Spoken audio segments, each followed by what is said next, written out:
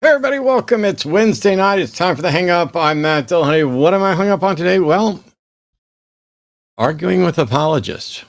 I've spent the last 20 years doing this, and I try not to get stuck in my ways, but I am who I am. But I also like to try new things. We've been doing a lot more Zen mode. It often works. It does not always work. I have issues with a lack of closure and issues with people lying. And of course, there's the trolls and the pointless notions of God. Like, oh, I think God is like the universe, and we're the universe's way of knowing itself. And the bong rip theology and everything else. We've tried timers. I've tried muting myself, getting up and leaving. We've brought in co-hosts, but we have a frequent group of co-hosts on the line, but I also like getting folks in who I haven't worked with, because if they're doing the same thing and they're doing it well and they're doing it potentially differently, there's an opportunity for all of us to learn. I'd like all of us to get better at having these sorts of conversations. And let's be honest, the call quality over the past 20 years has vacillated more than a Republican with a gay cousin. I'd like to try and do whatever we can to learn stuff. And so I brought in people that most of you or some of you don't know, and I brought in people that all of you know, but I haven't worked with yet, often based on recommendations from producers and other co-hosts on the line. If you have people you'd like to see on the line, by all means, reach out. Tonight, we are still we're not only going to prioritize theists. Theists always get priority on all the shows here that I do, but I'm not putting restrictions on it. What does that mean? Well, it means previously, if I said don't call in with bong rip theology, you can if you want to. If you've been banned, as long as it's not like a hard ban through the phone system, which I can't do anything about, and I basically said don't ever call me again, you can call. If you want to call in and talk about any God stuff, tonight is your night. I want to see if we have wrongfully closed the door on some folks or some concepts. And I want to see how tonight's guest does things. Tonight's guest is Justin from the Deconstruction Zone, or DZ Debates YouTube channel. There's a link below. Please go give him a sub, as he is criminally underappreciated on YouTube. But he's also on TikTok and Twitch and runs his own Discord and has started a Patreon. Justin's a former pastor with a master's in divinity, and we really don't know each other. We've engaged with some of the same people, like caller Joe, who got an earful from me on Sunday after pulling the gay sex leads to death bullshit in a discussion about morality. And I was told that he also suggested to Justin that disabled people are a waste of resources, though I'm not sure how he phrased it. We've also engaged with the new Catholic AI, which I just posted a video on my channel last week. I believe you did as well. But spoiler alert, I found the Catholic AI to be really bad, and yet, no exaggeration, pretty much as good as any Catholic apologist human I've engaged with for a number of different reasons. It's less fun with the AI for sure.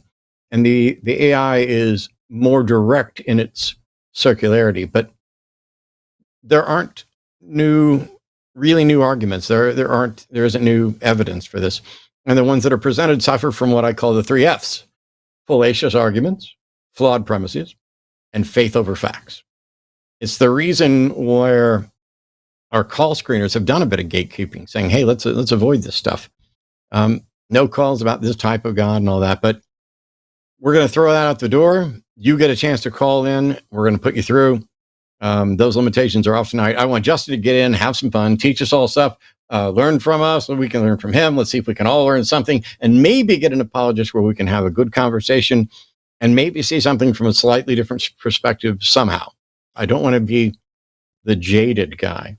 But I caught a few of his conversations, and as I already heard about him from several others, I asked Arden to book him without us ever talking. Literally, I think we spoke just a couple minutes ago for the first time, like directly.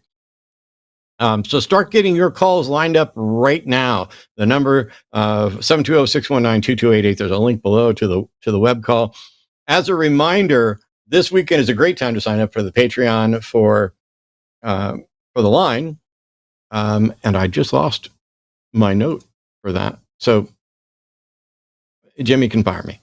But start getting those calls lined up. I want to talk to Justin for a little bit while you guys start calling in, and I will cue those up with a welcome and primarily let Justin do what he does tonight until I just can't help myself but just jump in, which might take 5 seconds or 5 hours.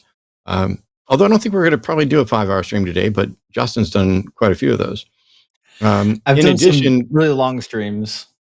Yeah, I watched one. I jumped in and out of one while I was doing some other stuff the other day. I ran like 6 hours. But you can find him links below, including his Patreon as well. You can the Patreon support for the line right now.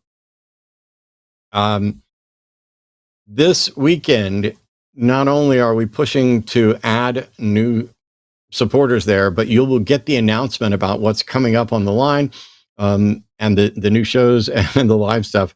I literally cut and pasted this entire thing from Jimmy, and then I screwed it up. I'll find it in a minute. And after we're done with calls, we will get to all the super chats over $10. But please welcome from the Deconstruction Zone debate, Justin. How are you, man? I'm doing well, and thank you so much for having me. I mean, unfortunately, I know you, I feel like, even though you don't know me, because I've been watching you for so many years. But it's certainly a pleasure to be on a screen with you. And my background was in biblical studies and also electrical engineering.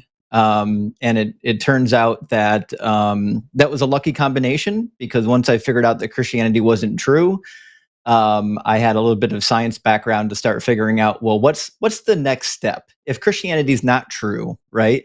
Can I use logic, science, reason to come to a different God concept? And it turned out none of the God concepts actually meet the criteria of rationality in observing the world around us. Like, when we look at the world around us, does it match any God concept we can think of? And I don't think it does. So, and here we are. Well, I did find the note, which is that on Patreon this weekend, you'll get the announcements for all the new shows that we're doing and the announcement for the presenters for the first LineCon, the LineCon online, but I didn't jot down the entire thing. Jimmy will jump in a little while and correct all this, but how long ago did you find your way out of, being an evangelical and starting to say, okay, I've got engineering background. What do I do with this? How long ago was that this deconstruction started or ended? It's been a long time. So I started deconstructing when I was about 21. I had already finished engineering school. I was already working in the field, and I knew I wanted to go to Bible college and seminary. So I was already reading critical texts. I was looking at form criticism, textual criticism, things like that.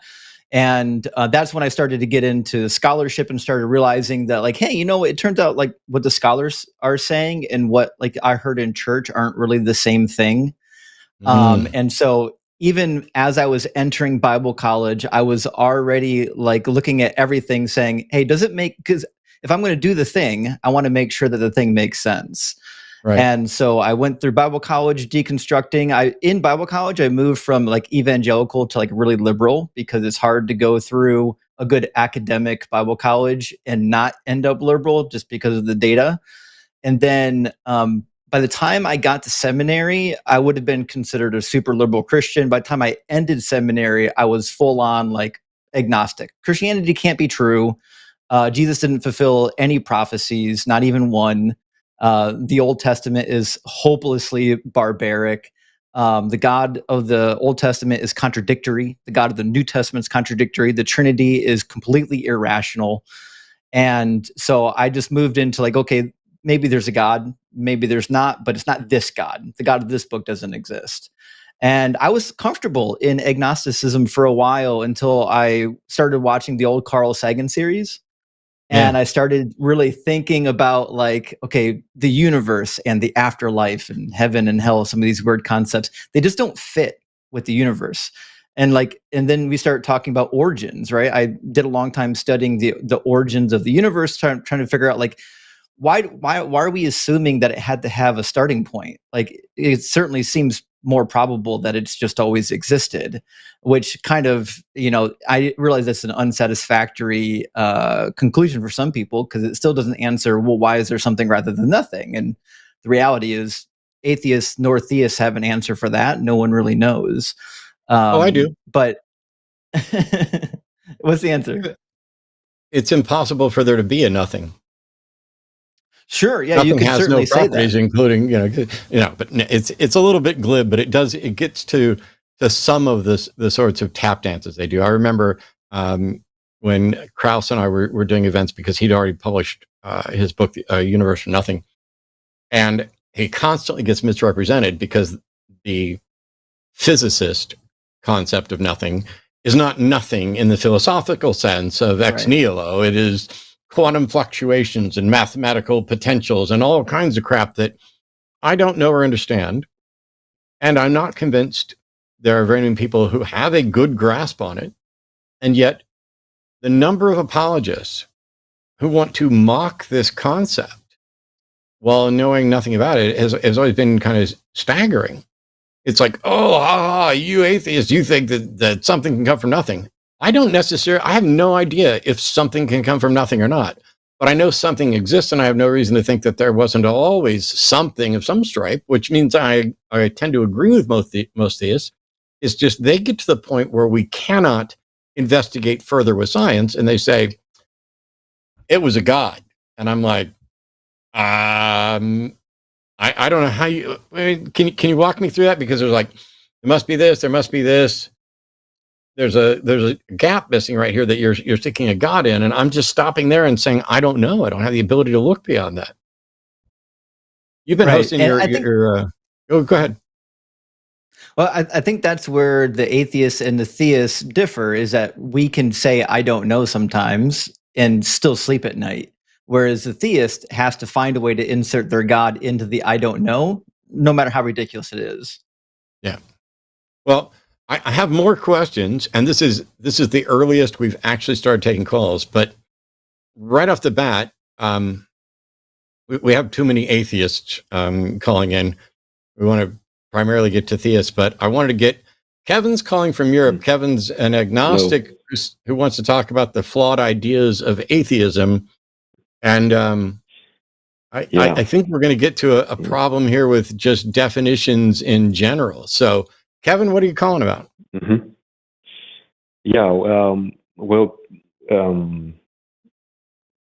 I followed the conversation you just said before, where Justin said, you're okay with saying we don't know. You say we don't know. And, yes, when I was young, I was watching The Atheist Experience, you were on, Matt, and I was actually angry. I was born a Christian, and I didn't read the Bible back then. So as you were humiliating those Christians who entered the call without knowing anything, I was angry, and then I read some stuff. I don't know everything, but I know this, that I had many debates with atheists, and there's one thing that irritates me. They always say this one thing, and it's not only atheists who say this. It's some people, whenever there's a debate, someone says at the end of the day, we don't know, or they say stuff like we need evidence in order to believe in something. And I don't think actual people work this way. I don't think a reasonable person goes out to the streets and says, I need evidence. Yeah. Kevin, does it matter how people work? Because I only care about how sound epistemology works. Either we have an answer that's I'm not talking about epistemology. I'm talking about hypocrisy. Like, you guys say you need evidence to believe something. Okay, I was asking a question, but I give up. Yeah.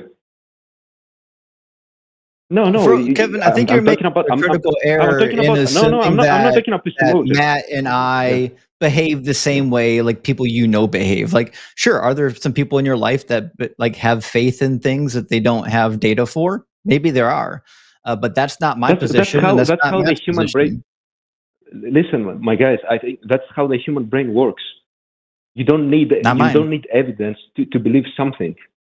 Yes, You do. use your I do. intuition. You just No. use your intuition. No, you your don't. intuition is something that you train, and you do not have to fall into the trap of just running with your intuition. You can build up and reliably, consistently appeal to a sound epistemology, in which case, when you have sufficient Yes. evidence to believe something, you accept it. It's not a matter of choice. You just accept it because you become convinced. And if you don't have enough evidence and you recognize that you don't have enough evidence, then it's impossible to be convinced.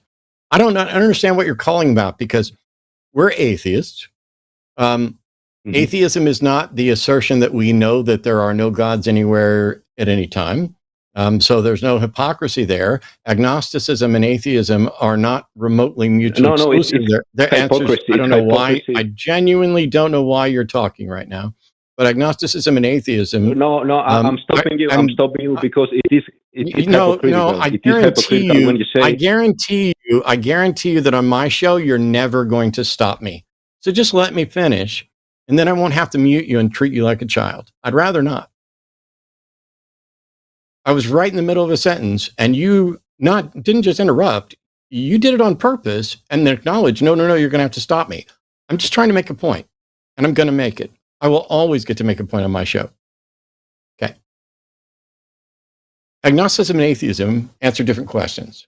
In the same way that knowledge is a subset of belief, agnosticism is a subset of theism or atheism, depending on what the actual category is. You can be agnostic about any number of things because it's a subset of belief.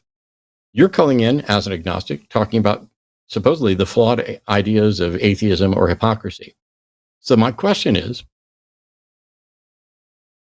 are Justin and myself engaged in hypocrisy that you're complaining about, or are you calling us to complain about other people? That's what I was trying to get to. That's what I'm hearing. I'm talking about complaining. Yeah, sorry. I'm talking about people in general. Okay. Like whenever there's a debate, Kevin, always someone says, "Okay, yeah." Kevin, are Justin and I the individuals that you're talking about? Yes or no? Yeah, you're included. I'm included. Myself, I'm included. Okay. I did this when I was young. What is the flaw? What is the flaw or hypocrisy that Justin and I are engaged in? That's what I'm trying to get to. The fact that you say you need evidence in order to believe something to be true. But I do need evidence. Do you think you know my mind better than I do? No, atheists say that all the time. They say we need I'm not asking about atheists, Kevin. That's Kevin, I'm not asking about other atheists. I'm asking about me and Justin. And you said that there's a problem, and I'm trying to figure out what the problem is. What is my problem? I've watched your shows. You say there is no evidence, and you say you need to be in order to be convinced. You need evidence. Kevin. Yeah. I don't need you to tell me that you watch my shows and what I say. What is the problem that you're calling about that is my problem? Just state it flatly. The problem is that you're right to say this, but you're not following it in real life all the day. You assume things. You don't have to have evidence for everything. Like what, Kevin? Like what? Name something. For instance, do you believe you have a great grandfather, for instance? We have data for that. We know that we come from lineages. How we know do you that know we that? have great-great-grand because we have data for that. Because why? Because evolution, all right? Because there's no other way for it to happen. So we have data for that. This is the part that you're actually getting wrong, is you're assuming that sometimes when we make decisions about stuff that happened in the past that we have no information for, we do have information for it. I know that I had a great-grandparent because not only do I know their name, but I also have a family tree. Now, does that mean that they don't exist because I've never met them? My great-great-grand? No, of course not. But the reality is I don't believe it just on blind faith. I believe it because I have data that suggests that it's true. Yeah, fair enough. But I can claim that you have a picture of your great-great-grandfather. Kevin. You cannot make an accusation, and then when we respond, you say fair enough. If it's fair enough, then you have to retract. Then you have to retract it, because when I say one ought to have sufficient evidence before one believes, I think that's true. And I also say that I need evidence for you. It depends on the claim. What is sufficient? And I also, yes, that's right. It depends. It depends. I know it's fucking correct. I don't need you to tell me I'm correct. I already know I'm fucking correct. You're calling in to suggest I'm correct also. Yeah. No, you're not. You're calling in to suggest that we are incorrect or hypocritical, and I would like to find out what that is. Otherwise, you are just wasting our time. I just explained it to you. Kevin, You didn't explain shit. Maybe I can help you out. No, all right. I will explain again if you want. I think the way to get your argument across is maybe start with, rather than starting with a complaint, start with an argument. Give us your conclusion and give us the support for your conclusion. So that would be a proper argument. Okay. The argument is, in order to find the truth about anything, you have to assume things first. Yes, we're aware that there are axioms and presuppositions right down to the laws of identity, non-contradiction, excluded middle. So what? And sometimes you don't need evidence to assume things. First you assume them, then you see where the things that you assume, and if it leads you to any contradictions, your assumption is wrong. It's just absolutely a train wreck here, because there are things that you have to assume as a matter of necessity in order to engage in reason. I'm well aware of this. I've lectured on it many times. It has nothing to do with whether or not for claims you don't have to have a position. The time to have a position is after there's sufficient justification, which can mean that either there's a pragmatic necessity without empirical evidence, or there's sufficient empirical evidence. Those are the two options. What's wrong with what I said? What is incorrect about what I just said? Nothing. Nothing's wrong. Nothing. Then why the fuck are you calling to pretend like? Yeah. Then why are you fucking calling to pretend like I've made some error or I'm hypocritical, and then all you do is keep agreeing with me and saying I'm right? I already knew I was right. Because you're talking about a different thing. I don't understand if you understand my point. I don't understand your point. I don't think you understand your point. It sounds like you came to have your diaper changed, not to provide an argument for your God. So what you've done here is done nothing to advance the cause of the God you believe in. That would be the more interesting thing, is to see if you can give a defense for your God. I'm here to expose people who say they need evidence in order to believe things. They don't do that in real life. Oh, we do. So do you think people should wait until there's sufficient evidence before they believe things? Excuse me again? Do you think people should wait until there's sufficient evidence before they assent to a belief in something? I don't understand what that means. I'm sorry. Okay. Do you think that ideally every single individual should reserve and not believe something until the evidence warrants belief? No. Okay. I don't know. Why not? Depends on the case. What things should people believe without warrant? I can't say for sure, but I will say this example. For instance, will you allow me to say an example? I'm waiting for you to give an example. I literally just asked you, for instance, what do you think someone should believe unwarranted? I think they should trust their intuition, even if it leads them to false paths. I don't know what else to say, because this is ridiculous and stupid. Yeah, this is. Why so? And also, Why so? Kevin, your intuition is still based on data. Ridiculous? So what happens in your brain is you do have some subconscious processing that is using past information to make subconscious thoughts, feelings, and emotions and decisions for the present. So the thing that we call intuition is still your brain processing prior data points. None of this is without some kind of data at the helm. Now, you could say there are some instances in which we are willing to believe things on weak data. For example, if a friend said, "Hey, Justin, I found a potato that's green." Listen, I can believe my friend that he found a green potato, because who gives a fuck if there's a green potato? But when we're talking about serious matters, like the existence of a God, about elections, about things that affect people's lives, that's when we have to start saying, yeah, I need more than some guy said a thing. I need hard evidence. Hard evidence to believe extraordinary claims. Yes.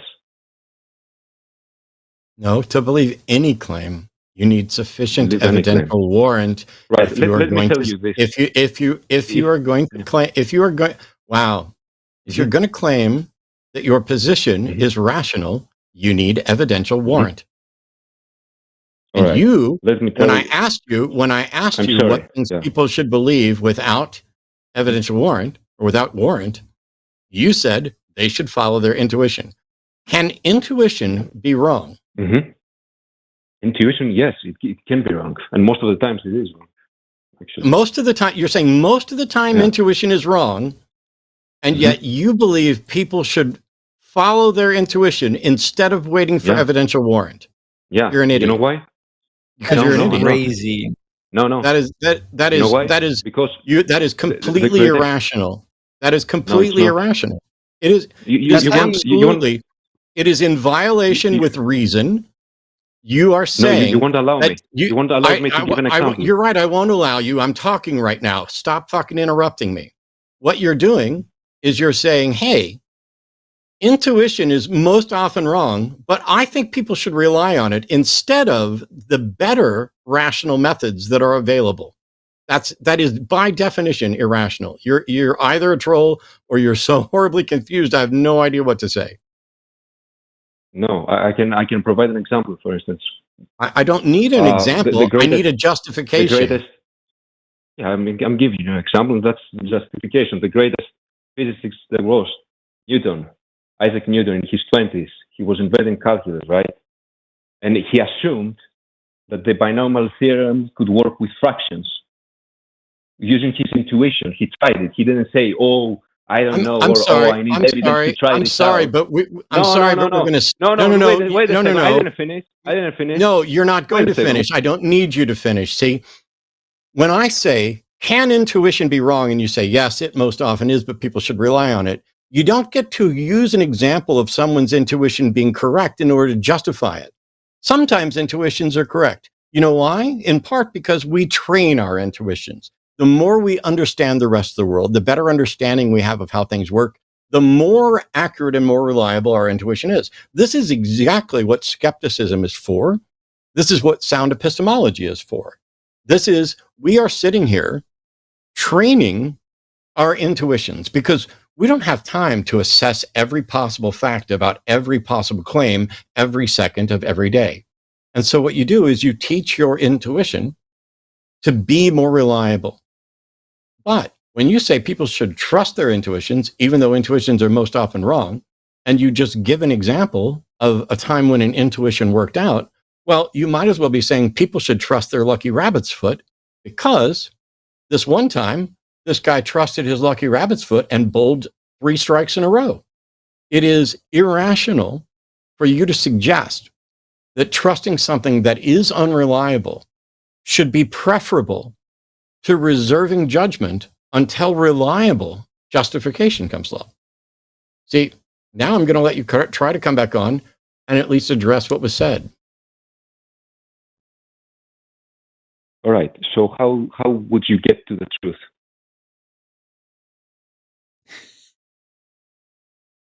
You're not real, Kevin. He wasn't listening. He's not real. No, I am. No, I am real. How would you get to the truth? You're waiting for evidence. You're waiting for evidence. You do not assume things. No, Kevin. You do not see where they lead you. No, Kevin. Okay, I'm going to mute you again because you don't know how to shut the fuck up or think. Here we go. I don't sit around and wait for evidence, and neither does the rest of humanity. You know what we do? We explore the universe. We look around and we see tons of questions that we don't currently have answers to. And so we plan and figure out what are the best ways to investigating it. You know what's never, ever, ever, ever been shown to be the best way to investigate something? Intuition. Not once. But valid arguments with sound premises are completely reliable. And then the only problems that remain after that is human error in assessing whether or not the premises are sound, whether or not the argument is valid, and to what extent this should be applied. You seem to think that we're suggesting, hey, we just sit around and wait for evidence. No. I'll believe anything for which I am presented or discover or find sufficient evidence to warrant it. What is sufficient? I've just produced a handful of videos on this subject on my channel. It depends on the claim. Now, I think, and maybe it'd be interesting to get Justin's thoughts on this. There's the old adage of extraordinary claims require extraordinary evidence. I don't think there is such a thing as an extraordinary claim. I think there's just claims, and some of them have mountains of evidence which make them feel normal. If somebody says, hey, I got a puppy last night. Cool. I already have a fuck ton of evidence that puppies exist and that people keep them as pets. If somebody says, hey, I got abducted by aliens last night, I'm not going to take them at their word because there isn't sufficient evidence available to me. But if there was already just as much evidence for aliens abducting people as there was for people having puppies, I would take them at their word. So we're not just sitting around waiting. I have no problem with training intuition. That's what skepticism is about. But when you suggest that rather than waiting for justification, people should just run with their intuition while acknowledging that intuition is more often than not wrong, I don't even know that. I have no idea for any given person how good or bad their intuition is. I think there are people whose intuition is probably more often right. I don't know. I have no way to demonstrate. I don't even know how you would do that. And yet you're here making proclamations about intuition's almost always wrong, but it's better than waiting for evidence. It might be better than sitting around doing nothing and hoping somebody else shows up to present evidence. But it is not better than a systematic, reliable exploration of the world to find that evidence. Before I unmute him, Justin, I want to make sure that you get in and add or correct or whatever else, because if I unmute him, he's just going to go. He's going to go crazy. So, I mean, Matt's right. Like we train our brains, and our intuition comes from prior knowledge, prior data points. And like, even in engineering, we have intuitions all the time. I was an engineer for 20 years. And sometimes you're like, an idea pops in your head and you're like, my intuition says this idea should work. But you know what you do next? You test it, you implement it, you see if your intuition was correct, because your intuition can be incorrect. And at the end of the day, some engineering designs, they just fail and you have to scrap them and move on. The same methodology needs to be applied to your deity. You can have intuitions that lead you to believe in a deity, but you still need to find a way to test it. You can't rely solely on intuition. Intuition, yeah, it's true. Yeah, no, yeah. The last point that Matt made, yes, I was trying to get that across, but unfortunately, sorry, I'm European. Also, I'm going to mute you again. Listen very carefully. You call in and you say, you've been watching me. Clearly, you haven't been paying attention, or something got lost in communication. Because what we've continually asked here is, you called in to say the flawed ideas of atheism. Now, first of all, atheism is at most a single position on a single issue. Are you convinced there's a God? If the answer is yes, it's a theist. If it's anything other than yes, I would argue that you're an atheist or non-theist, soft atheist. We don't need to get into the different categories there. But there are no ideas of atheism. And then, despite your claim that you're not calling in to talk about epistemology, 92.8% of this conversation has been about epistemology. The rest of it's been about me teaching you how to stop interrupting me and how you're misunderstanding what we're saying. And every time we ask you what we got wrong, you not only fail to present what we got wrong, you are advocating for irrational positions. And then when we explain why they're irrational, you're like, oh, yeah, I agree. That's the point I was getting to. Do you understand how it's very difficult for us, for me, I don't want to speak for anybody else, to take you seriously and think you are actually engaged in honest conversation if we go down a loop and you wind up agreeing with what I've been saying for almost 20 fucking years, the very basics of skepticism, and then when we point out that what you're saying is irrational, that you're saying it's preferable to rely on your intuition than to seek evidence, that's a problem. I'm pretty sure all of the people who voted the way different from I did relied on their intuition, because facts about reality don't seem to matter as much to some people as they did. It's very hard to take you seriously when you say you've been watching all of this, and then tell us we're wrong. And then when we point out what we're saying, you disagree with us.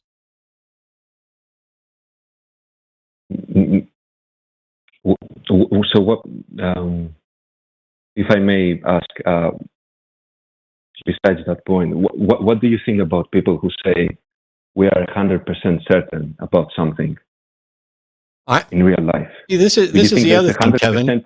This is the other thing. This is the other thing, Kevin, that makes me wonder if you're not completely full of shit. Because one of the most common things that I've said over and over and over and over and over and over and over again is that my position is absolute certainty is impossible. So when somebody says that they can be absolutely certain, I think they are being irrational. And the fact that you don't know what my position is on that and had to ask me seems to contradict your view that you think we've got something wrong. I see no path to absolute certainty. So I'll ask you, do you think there's a path to absolute? Do you think there's a path to absolute certainty? No. I mean, if nothing is certain, I'm sorry, I can't answer that question. I don't know. But no, I didn't ask. I didn't. See, this is the thing, Kevin. I didn't ask you, is there a path to absolute certainty? I asked, do you think there's a path to absolute certainty? That's a yes or no question. That's a yes or no. That's a yes or no question. And if you think there's a path to absolute certainty, you would say yes. And if you don't think there's a path to absolute certainty, you would say no. That does not mean that you think there is no path. It just means you're not convinced there is. So once again, are you convinced there's a path to absolute certainty? Again, I don't know, but I know that if you don't know whether or not you are convinced that there's a path to absolute certainty.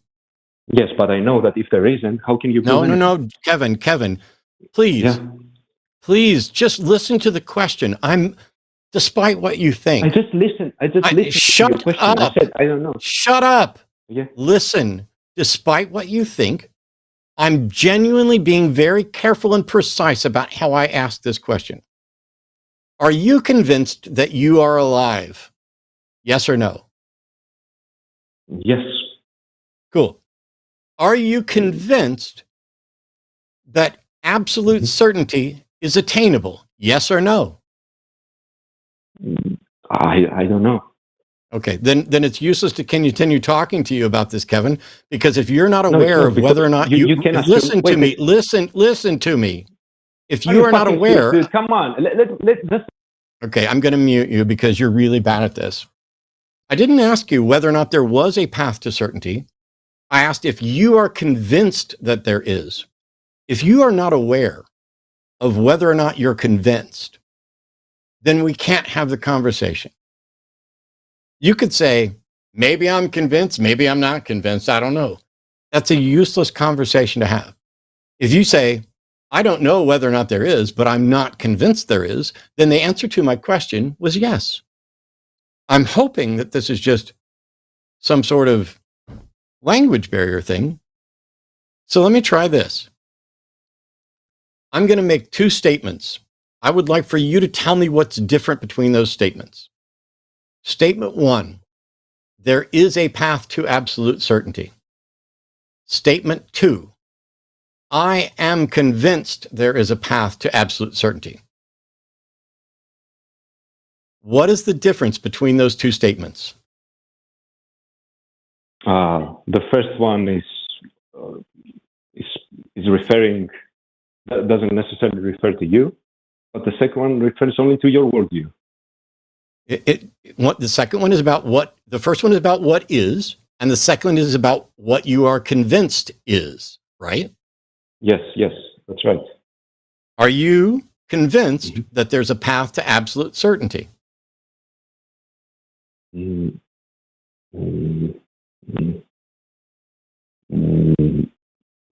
Yes.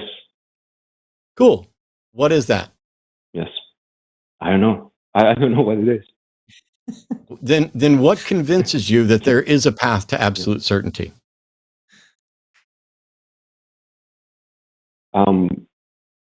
Is it intuition? I wasn't, surely not. But again, as you said, what do you mean? What do you mean? Okay, Kevin. But so hang on. I'm just going to ask Justin. We lost a theist call sitting here dancing around with Kevin. So my apologies to the theist who called in and left. I have failed, despite taking this down to a very basic level. I'm going to do what I said I was going to do earlier, and just take a half a step back.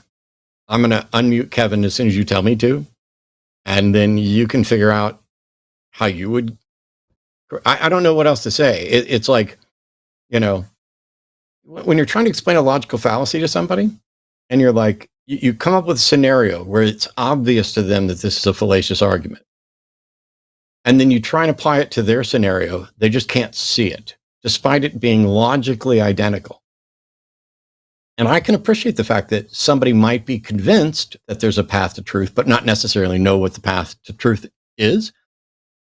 But I don't know how you can be convinced and not know why you're convinced. And unless it's just intuition, which is why I asked if it was intuition, and he said certainly not, which is his preferred. So I'm stuck. So when you want me to, I will unmute Kevin and I will sit back. So Kevin, it's obviously clear why you're an agnostic, because you don't believe you can know anything. And so what we're trying to figure out right now is, are you sure about any of your beliefs, right? Because at this point, I think we've wasted damn near a half hour on this particular phone call. And all I've heard so far is you complaining that we won't sit in your agnosticism with you, that we actually demand evidence, right? So now we're trying to figure out, is there anything in your belief system that we can actually pin down to anything other than intuition?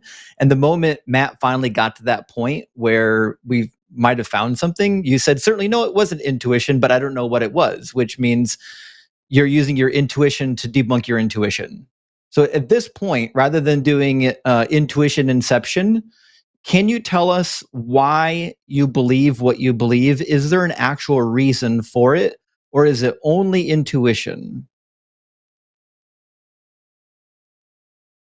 It's not only intuition. My belief system is that if people are convinced that there is no 100% certainty about any claim or any validity of the validity of any claim, then you can't prove to that person anything. You can't prove anything.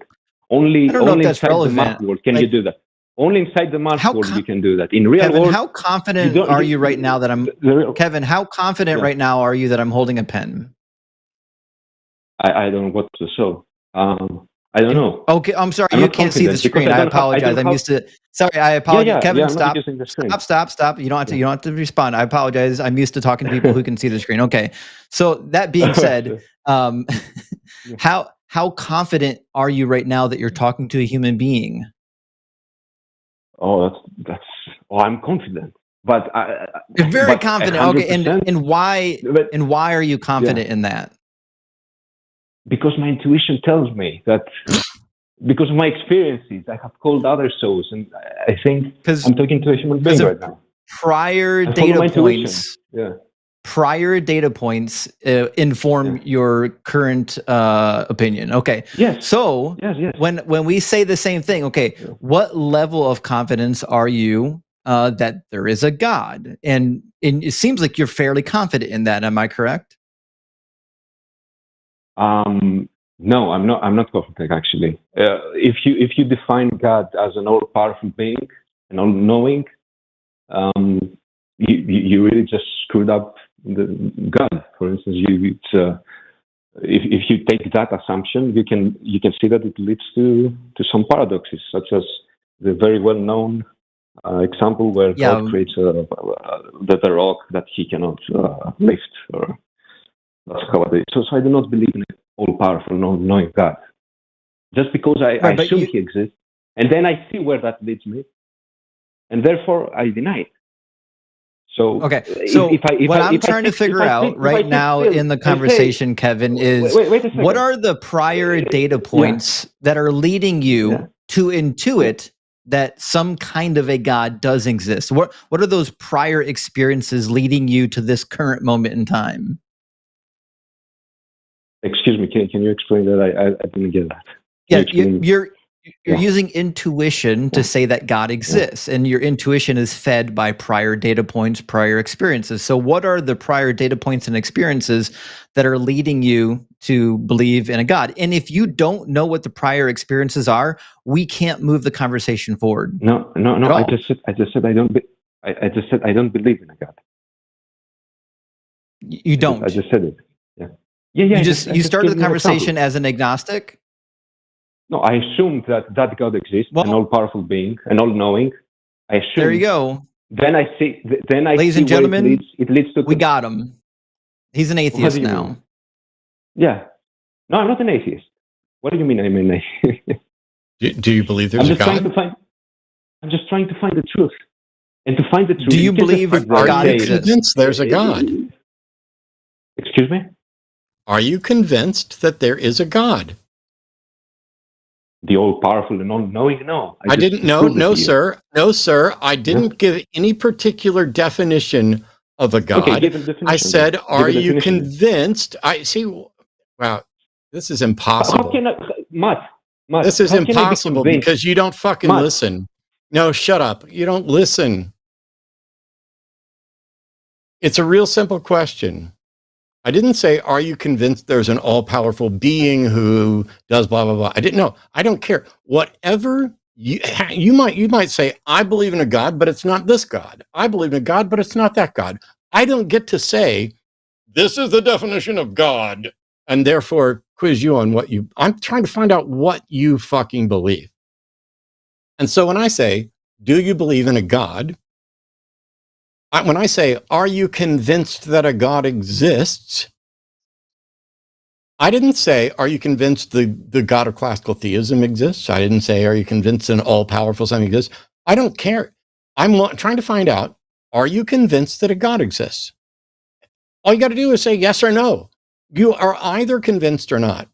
If you don't know if you're convinced, that's a whole nother discussion, but you are either convinced or not. If you are in fact convinced that a God exists, any God, then you are a theist. And if you are not convinced that a God exists, you're an atheist. So, once again, Kevin, are you convinced that some God exists? No.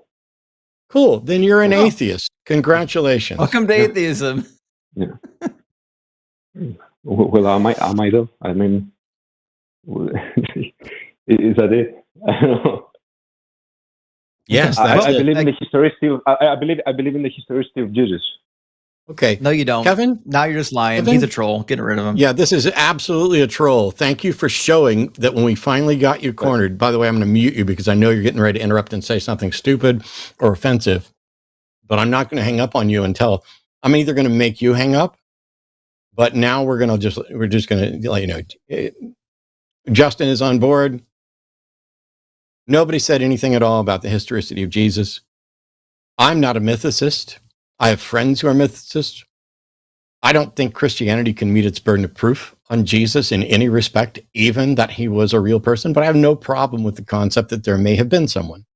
I am neither convinced that Jesus existed, nor am I convinced that he didn't exist. I am agnostic on that particular issue.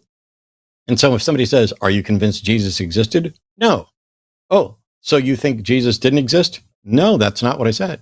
It's the same as, do you think that are you convinced the number of blades of grass on the planet is even? No, I'm not. Then are you convinced it's odd? No, I'm not. It's possible, if there are two propositions, to reject them both because they haven't been justified by evidence. Meanwhile, my intuition about you was right. Goodbye. I don't think he had a real position. I just think he came to bitch. Yeah. Let's see if we can do better, because there's somebody calling in now as a theist. John, I apologize for making you wait through that, but John's calling from Illinois, pronounce him, wants to ask us about leaving space for supernatural mystery. So John, you're on with Justin and Matt. Welcome. Hey guys, thanks for taking my call. Pleasure. Yeah. And I know, Matt, you're very intelligent, philosophically strong orator. And I am curious as to where does mystery does the word mystery exist in your world? Yes.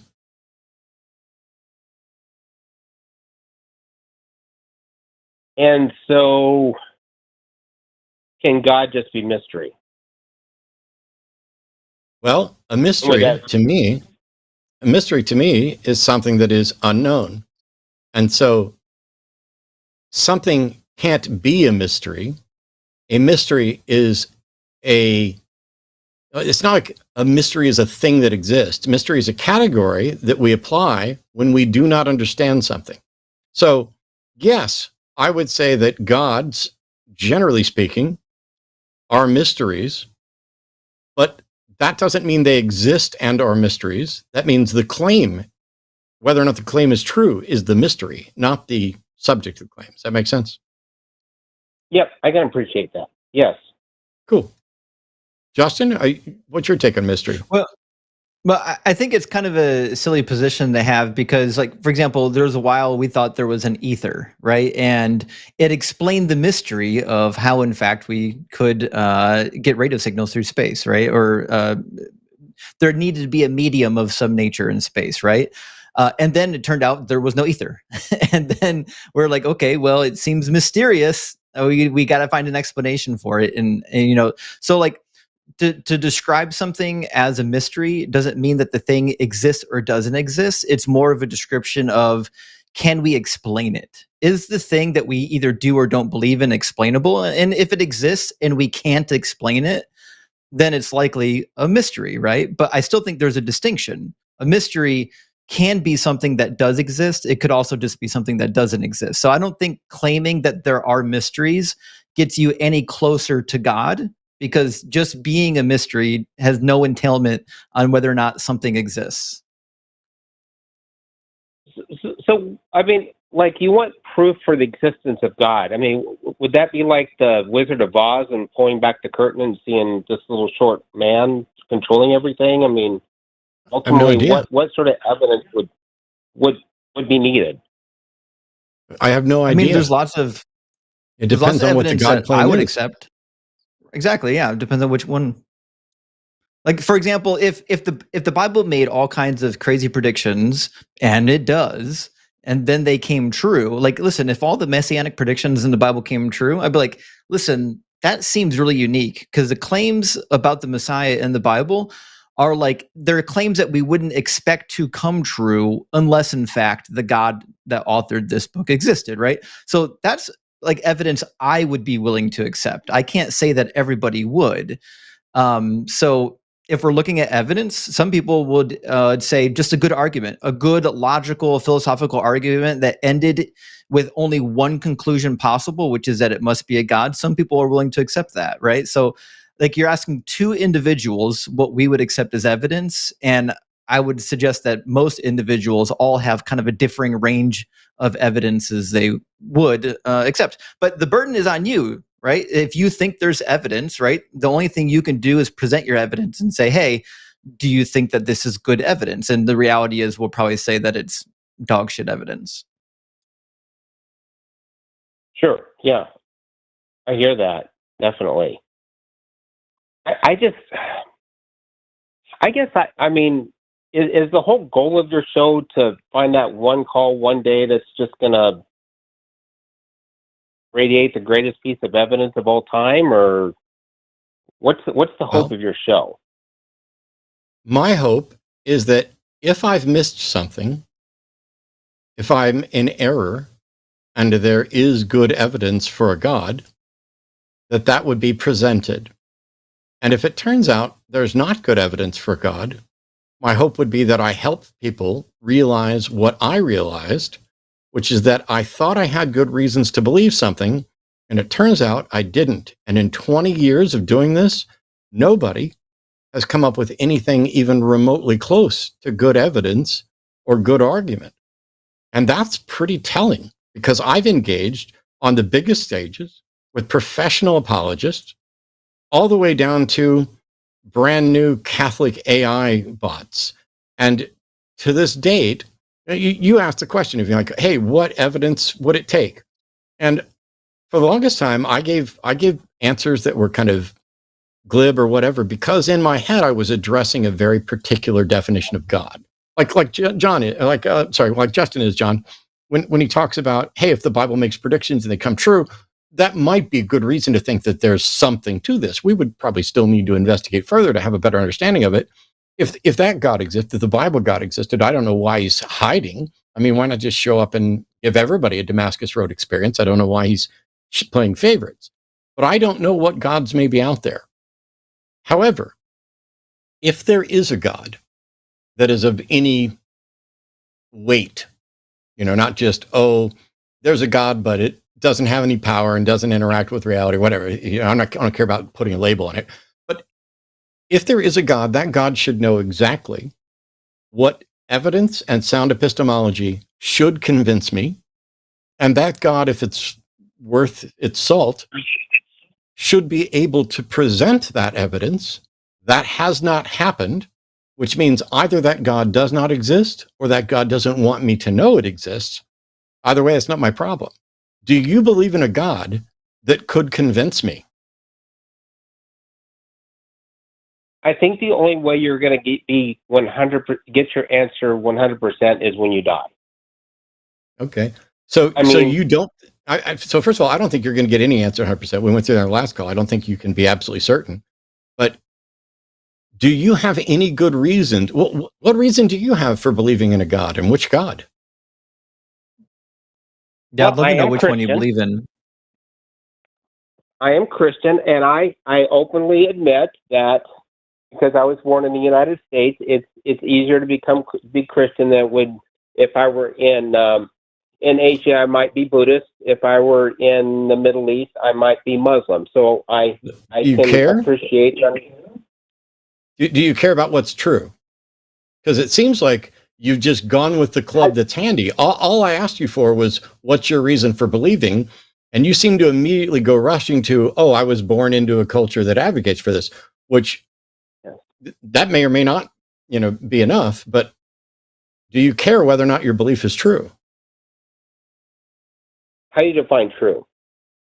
Accurate, real, consistent with the facts of reality. And yeah, I mean, I do think that's very important. The facts Is there of something reality. more important? Is there something more important than that? No, I think that's the foundation of all of existence. Cool. What reason do you have to think that the Christian God is real? All I know is that since I was a little child, and you could say it's an imaginary friend, that imaginary friend was with me in my earliest stages, and as I've grown up and as I'm becoming an adult, I have felt that, you're not going to like this word, that intuition that has, yes, been shaped within a particular community and nurtured in a particular community. Yes, and I think feelings that are also have some sort of. I mean, you can't just go fully on. Do you think feelings that feelings are a reliable pathway to truth? You have to be wise to them. Yeah, but John, do you personally believe that feelings are a reliable pathway to truth? They're part of it. And see, I think you guys kind of. What's the other part? Because I think it's the other part that's more important. Because I know lots of people in other religions who have similar feelings as you, but I'm willing to bet that you don't think like the Hindu gods exist. But I do, in fact, have an ex-coworker who is Hindu who claimed to have been visited by two of the Hindu deities and grew up in this religion. So why would I say that your experience is somehow more valid than his experience? It sounds to me like they're either both true or both false. I have no problem saying that they're both true. Oh, so you're a polytheist now. But those gods contradict. No, it's not possible for two gods that are mutually exclusive to both exist. I mean, that's irrational. Maybe it's the same God working in two different ways. It's Okay, certainly not. maybe it is. How do you show that? And why is that God working in a way that appears to be completely contradictory? Contradictory to who or what? To the other God. So there are people who think that Jesus is God, and there are people who don't think that Jesus is God. And you're saying that they could both be right. That is in violation of logic, in violation of the law of non-contradiction. No, I can believe that Jesus is God. I can believe that Jesus is God, and I also can believe too that God can speak into the Hindu context like he just described. Why is God appearing to validate the Hindu faith, which is contradictory to the Christian faith? If he wants you to know about himself and his son and the Trinity and all the other nonsense, why would he not just confirm the thing that is true rather than the thing that's untrue? Because that's not where that person lives. Doesn't matter. He's a rational thinking individual who can accept new information.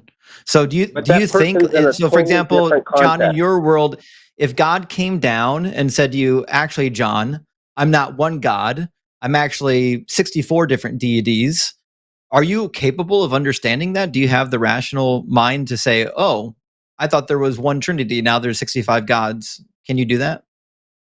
But he wouldn't do that in my context. John, it's a yes or no question. Why does God have to care about your context? Because that's how God made us, and that's how God works within our respective contexts. How do I know that? Yeah. Well, I mean, you mentioned the multiple gods in the other context, and you asked me if I heard you correctly, if God would speak the same way to me in a American Christian context that he would in an Asian context. No, that's not what I asked. That's not what I asked. That's what you seem to have heard, but that's not what I asked. See, we asked you whether or not you cared about truth, and you said that yes, and you think that truth is paramount. And then we asked you about potential ways to engage and learn and understand about truth. And then you started violating the foundational principles of logic by suggesting that two things that are contradictory could both be true. And then you started saying that's how. Then you are wrong. You do not understand or care about truth if you think you can violate the law of non-contradiction and still be rational. That is absolutely, unequivocally, with absolute certainty within the realm of context of that framework of logic, irrational. It is irrational to say something can both be what it is and not be what it is at the same time in the same way. You would also be affirming that God told a lie, which Numbers 23:19 and 1 Samuel 15:29 would say he can't do that. See, you're using fundamentalist atheism. No, and trying to combat fundamentalist Christianity. There's no such thing as fundamentalist atheism, and what we are using is reason, logic, and Justin just used the Bible. What are you using? I use the Bible, but you're reading the Bible wrong. We're reading the Bible wrong. How am I reading it wrong? How do you know that? Quote the verse again that you just read. It's Numbers 23:19, and it's repeated in 1 Samuel chapter 15, verse 29. It says that God is not a man that he should lie, nor mortal that he would change his mind. And Isaiah 44:6 states that there is no other God. He's the first, he's the last. There is no God beside him. Right? Which means if God is showing up and saying, actually, Vishnu and Shiva are God, that's him affirming a lie. That would be God saying things that are untrue. No, that's Israel not the Bible is written specifically for Israel. No, Israel sir. is not worried about Hindu religion. No, John, there's no way on your God's green earth that you know or understand the Bible better than either of us. And yet you're saying that we're reading it wrong. And now you're saying the Bible was written for Hebrews. Well, The Christian Bible is 66 books. We'll exclude the Catholic stuff right off the bat, some of which was written by Jews for Jews. Some of it was not necessarily written by Jews for Jews. However, the passage in Numbers that Justin just talked about, which was, it's 23:16, 19. no, 23:19, God is not a man that he should lie, etc. What are we reading wrong about that verse, and how do you know it's wrong? You're not reading it wrong. It just I'm sorry, it is to a John. particular. John, just a minute ago, didn't you just say we were reading it wrong? Well, so you're reading it in a particular context to a particular. No, John. My question, John. My question was: did you not just say that we were reading it wrong? Did you say we read it wrong? Yes or no? I misspoke. Okay, I was wrong. Then John, stop. Listen, it's so much easier if you just say you misspoke rather than trying to deny it. It's much better for us because we know what we said, and so does everybody who watches this and everybody who will watch it forever, because they can fucking rewind and hear you tell us that we read it wrong. So when I ask you, tell us how we read it wrong, and then you're like, I didn't say you read it wrong, you're a liar. And so I can't stand liars. No, I didn't say you had to say we read it right at all. Just shut up, John. Wait, I'm getting ready to turn it right back over to you. I'm trying to explain something so that you understand this.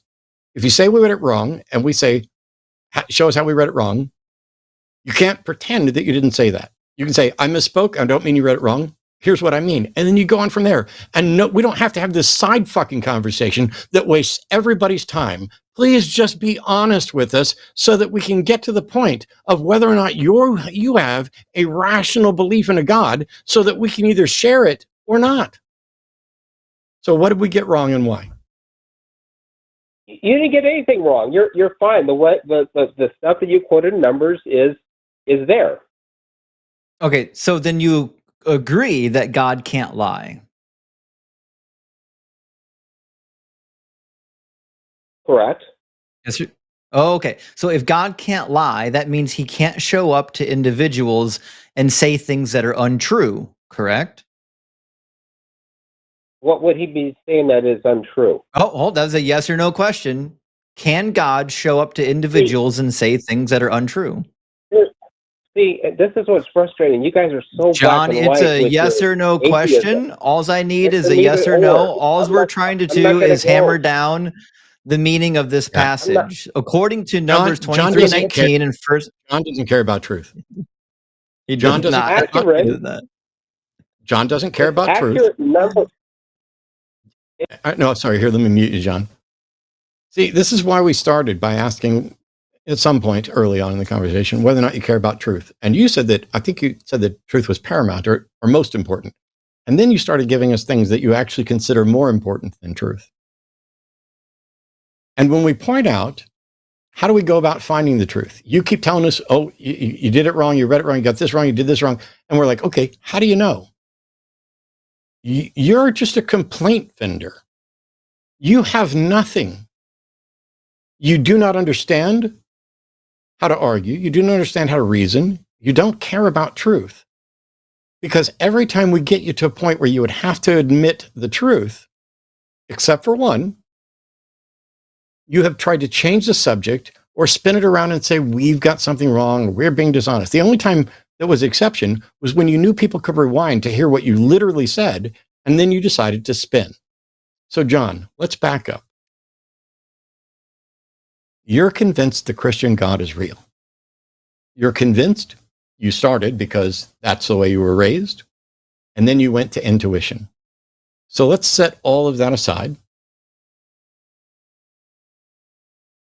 And I have one simple question that might redirect this. I hope it does. If not, I'm setting everything aside. I don't care that you misspoke. I don't care that you don't seem to actually care about truth or how to get there. I have one question to try to redirect this. So please pay attention, and then I'm going to unmute you. And how you answer this is going to determine how the rest of this conversation goes. John, How can Justin and myself verify that what you believe about God is accurate? Go. I don't think you can. Is it impossible for that transformational experience to happen without a God?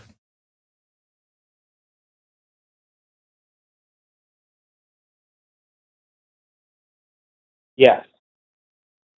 How do you know that that transformational experience you had is impossible if there's not a God? Because I've had to learn through the God of Jesus that I've needed to see how my own dying to myself was going to completely and utterly heal and transform my life. So, Yeah, but Buddhism so that's already not teaches that remotely- way before Jesus. That's Sorry, not Matt. remotely answering my question. The question was, how do you know that this transformation could not happen without a God?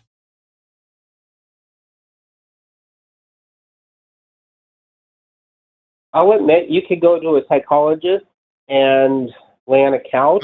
John, I don't and need to begin go to a psychologist. I'm asking you for, how do you know that the transformation couldn't have happened without a God?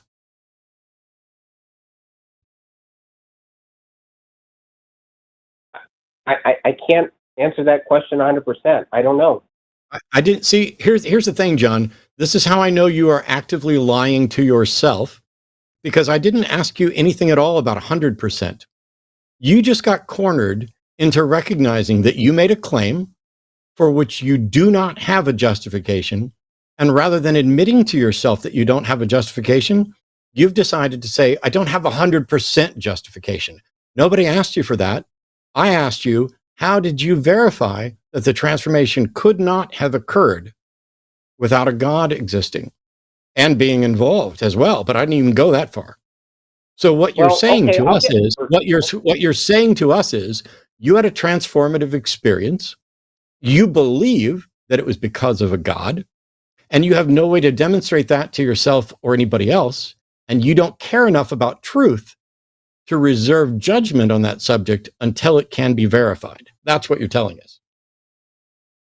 There's no way to verify it until I die. Oh, why would you believe something that you cannot verify? How can you claim that something is impossible without God if you're also admitting you have no capacity to verify it until you're dead? Have you been dead? I mean, no. Then by your own reasoning, you can have no verification of this, and yet you believe it anyway. Once again, you've proven that you actually don't care what's true. But how do you define truth? I already answered that question. I answered it instantly the first time you asked it, without beating, without doing anything, and you accepted it. Why are you now asking me to redefine something I've already defined? I know the answer to this. The answer is because you have just trapped yourself in the admission that you do not care whether or not something is true. You're believing it based on your feel. Ambiguity. You've got to have space for ambiguity. Mystery. Sir, John, sir, I have plenty of space for ambiguity. I have friends who are non-binary. Ambiguity runs through my entire existence. You're the one who claimed something is impossible without God. And now you want to be ambiguous about it after claiming what's not possible. I wish you could be as honest now as you were when you finally realized that you said what you said.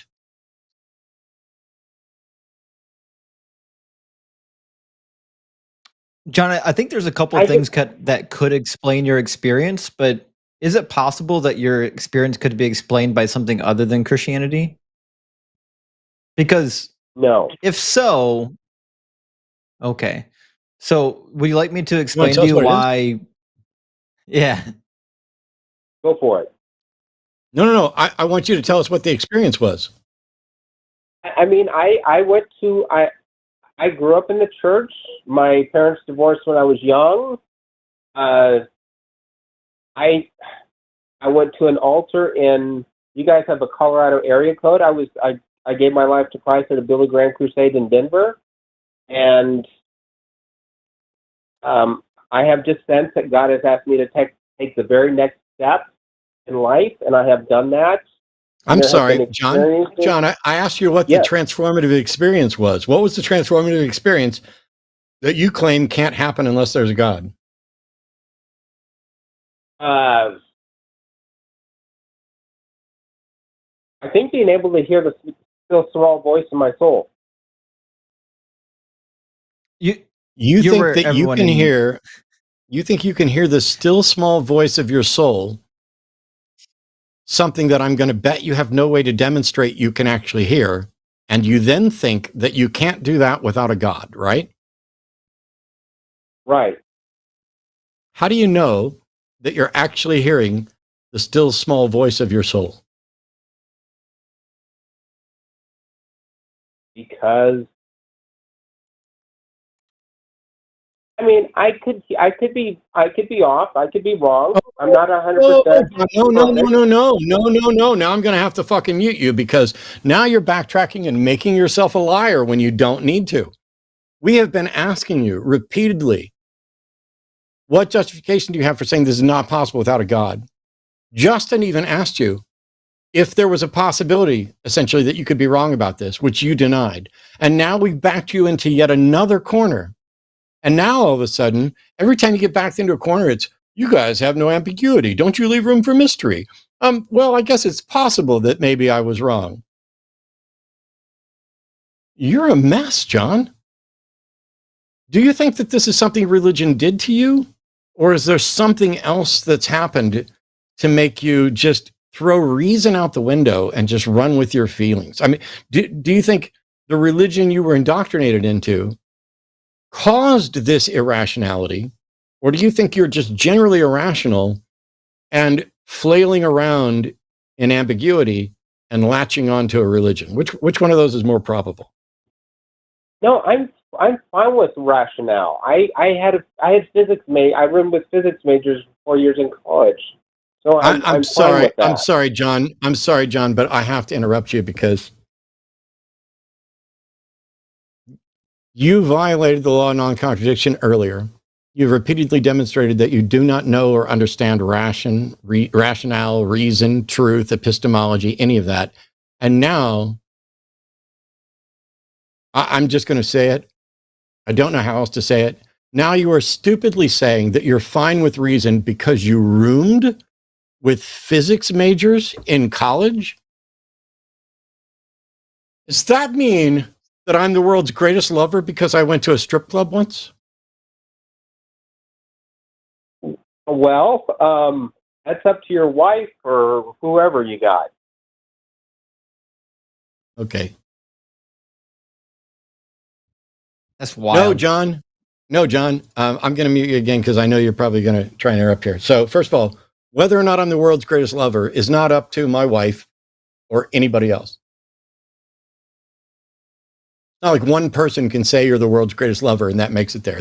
You have a fundamental misunderstanding of how to demonstrate anything reliably.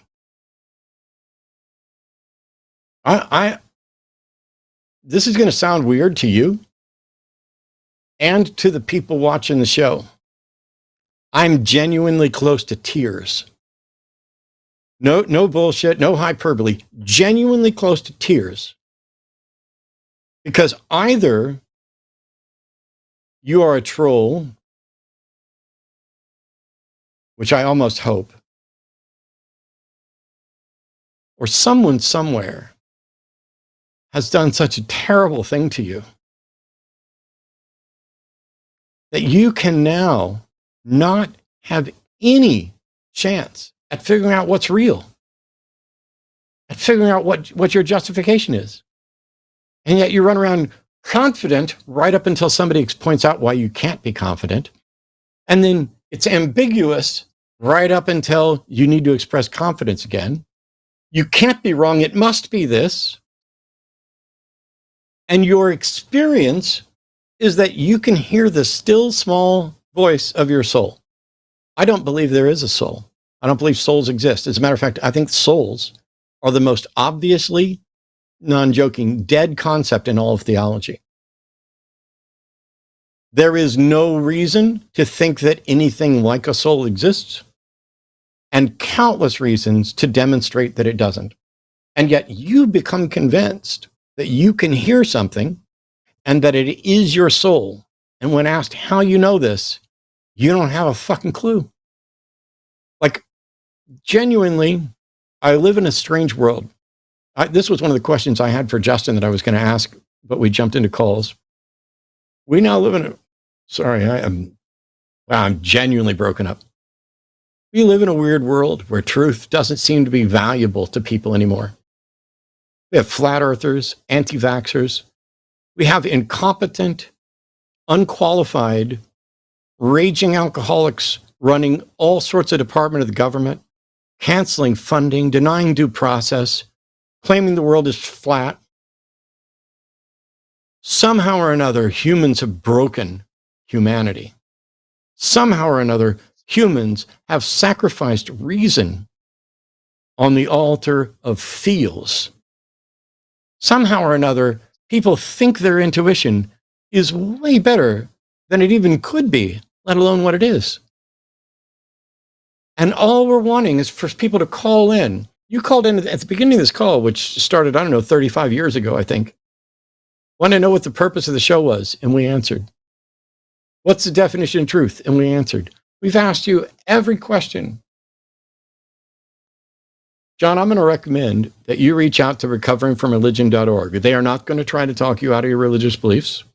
They are not there to debate you. But there are plenty of people who are in your position. You're not alone. I'm not trying to convince you to give up your belief. I think the reasons you've given are insufficient to warrant your belief, but I have no way to tell whether or not what you're convinced of is true or not. And I don't know how you do either. This is the difficult position of being a skeptic and an atheist. Because I don't get to say, your God doesn't exist. I have no idea if your God exists or not. What I can say is, your reason is insufficient. Your argument is fallacious. Your evidence is insufficient. You are wrong to believe this on the grounds that you presented, but it still might be true. You could call in and say, the number of blades of grass on the earth is even. It has to be that way. It can't be any other way. I feel it. I had a transformative experience. I heard the small, still voice of grass, and it told me that it must be even. And that is just as ridiculous as what you're saying about God. It genuinely breaks my heart. So I'm going to quit harping on you, John. I'm going to let you get kind of a last word in, or have an interaction with Justin, because I was not quite where you were at one point, but I have family and friends who were there. People who cannot find their way to value reason and truth and are flailing about. And it's heartbreaking. Matt, thank you for all that. And the reason that I am Christianity at its best, is the one religion that allows everybody with whatever questions they have can come sit at the table. That's not remotely true. I mean, they spent the better part of 1,500 years executing heretics. I'm not really sure that's the route you want to go. And even the Protestants, like in Geneva, Calvin was executing heretics, burning people at the stake. I mean, we can think about the massacre of the Cathars and the Waldenses and Anabaptists. I mean, Christianity has not been an open religion to questioning or dialogue or anything of that nature until maybe just our present modern era. So, I mean, literally in the 80s, I had a friend who was excommunicated from her church in the 80s because she got divorced. Like, this is not a religion that welcomes diversity by any stretch of the imagination. But even if what you were saying is true, it's still irrelevant to whether or not Christianity is true. Like, the fact that you think your version of Christianity is open to scrutiny says nothing about whether or not it's true. Would you like to hear maybe a couple reasons, I don't know, why your religion is not true? Sure. Right. Do you think that contradictions exist? I think you've already violated the law of non-contradiction once, but like if God says that he is something, can it be reasonable to conclude that he must be that thing? And if we find evidence that he's not, that we found a contradiction? Maybe he was that thing for that time. Well, let me help you out. In Deuteronomy 32:4, God says literally that all of his ways are perfect and just. You would probably agree that God is completely just, like he never does injustice. You're going to bring up slavery, aren't you? Nah. Funny how you're already aware of that problem, though. Yeah. Well, so 'cause do I've you watched guys. affirm that? Does it affirm that God only does what is just?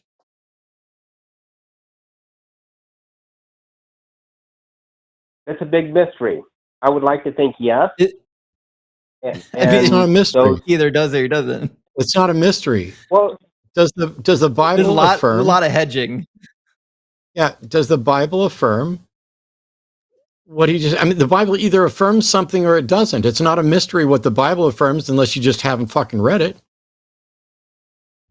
I've read it, but it's not a constitution. I didn't say it was. It's a book. It's a book written in a world that is so far removed from ours, and we're trying Right, but to when it impose makes statements, John, when it makes statements about God, can we be assured that the statement about God is true? No, the people who So wrote the book are. the Bible's not true. Okay. Well, So no, how do you see, tell you're which parts of the how do you tell which parts of the Bible are true and which aren't? Great question. Yes, I know. I've asked it for 20 fucking years. I think Or I more. think if it's going to damage relationships, then I think you have to pause for a moment.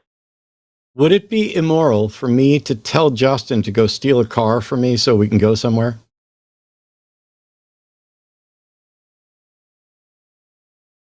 If you're in the Ukraine getting bombed and you need that car, I say go for it. Cool. So you're a situational ethicist. What's the justification for Jesus telling his followers to go steal a donkey? It is. He got a donkey. He didn't get a horse. That wasn't the question. The question is, how do you justify Jesus informing his disciples or commanding his disciples to do theft? They didn't steal it. They asked for it. They went and said, the Lord needs a donkey. Yeah, but Jesus didn't ask them to ask for permission. Jesus said, go and take it. And if you're questioned, tell them that the Lord has need of it. He didn't say to ask for permission. Right. Well, they went and did it. They certainly did. Yeah, it's theft. And Jesus killed a whole, I don't know, flock isn't the right word, but yeah, flock of or a group of pigs, yeah, swine. That's a property crime. Luke 19:30, the red letters in the ESV, Jesus says, "Go into the village in front of you, where on entering you will find a colt tied, on which no one has ever yet sat. Untie it and bring it here. And if anyone asks you, why are you untying it? You shall say, the Lord has need of it." First of all, he's not necessarily their Lord. That passage doesn't make any sense to anybody else, but whether a Lord or anybody else needs something is irrelevant. This passage is written such that it can make it look like Jesus knows exactly that there is a colt there that nobody has ever ridden and it's tied up, and I want you to go get that. He didn't say, go find a colt. He didn't say, go steal a car. It would be like me telling Justin, go down to the end of the block and there is a red pickup truck. They keep the keys above the visor. Go down there and get that and bring it back. And if anybody asks why you're taking it, just tell them I need it. Is that moral? Maybe sometimes some things are more important than our definitions. Yeah. Say, here we go, John. Well, that was a yes or no question. Why can't you say yes or no? It's funny because, John, if you go back and rewind this call, one of the things that happens at least 3 times now is once we walk you up to the edge of having to accept something, you say, well, maybe blah, blah, blah. Well, maybe blah, blah, blah. Well, maybe blah, blah, blah. Cool. Well, maybe you're right. And when you can come up with something other than maybe, let me fucking know, because I don't give a shit about your pandering to maybes. You are now looking for excuses. You have no interest in the truth. You have no interest in defending anything. You have no interest. Now I'm not going to cry. Now I'm just getting pissed because every time we get you to the point where you would have to acknowledge something, you show us that you don't give a fuck about truth. And so I don't give a fuck what you think anymore, John. Say good night. Good night. Have a good one, John. Okay, let's try again. As a reminder, if he doesn't what? If he doesn't think the Bible is true, I'm trying to figure out how he landed on Christianity being the thing that, fulfilled his feelings of a God being there. Well, it had to be true. He had a transformative experience and heard the still small voice of his soul. Hey, just as a reminder, this is our Wednesday night call-in show. There are a lot of other shows here on the line. Hang on, Winsome. I'm going to get to you just in a moment. There are a lot of other shows here on the line, and the network is growing, and we have a lot of big changes coming up. We just had our kind of annual, semi-annual, biannual, whatever, staff meeting the other day. I'm excited about a lot of stuff that's coming up. You can go to patreon.com/calltheline to join and find out. You'll have more information this weekend about LineCon, which is coming up. And you can support us there at patreon.com. You can support us here at YouTube by liking, subscribing, joining the channel. You can also go to linemerch.com, find more stuff there. This is a live call-in show, and we've got at least 3 more calls here we're going to try and get to. So Winsome, Justin, and Robert, you guys are in the queue right now. Oh, Robert just ran away. But maybe Robert will call back. In any case, once those are done, I didn't ask, Justin, do you have a time limit for today? Because we tend to run long, and then we read all the super chats over $10. I just want to make sure you were going to be able to hang out. And if not, make sure you get your super chats in early for him. So typically I never have a time limit. However, tonight is like one exception because my nanny had to call off. So I had some very dear friends fill in for me. And so 9:30 is my hard cutoff. That's my son's bedtime. I've got to do his bedtime routine, bathe him and all that stuff. Yep. Central, right? So we got 2 hours. Sweet. Mm-hmm. On that note, if you are a theist of any stripe, this is your opportunity to call in. I have withdrawn all of the gatekeeping. You can call in about whatever God you want. It may be that what we tell you is, yeah, that's a useless thing that we don't care to discuss. I don't know. That's going to at least partially be up to Justin. But genuinely, I'm an atheist and I'm a skeptic and I'm a humanist.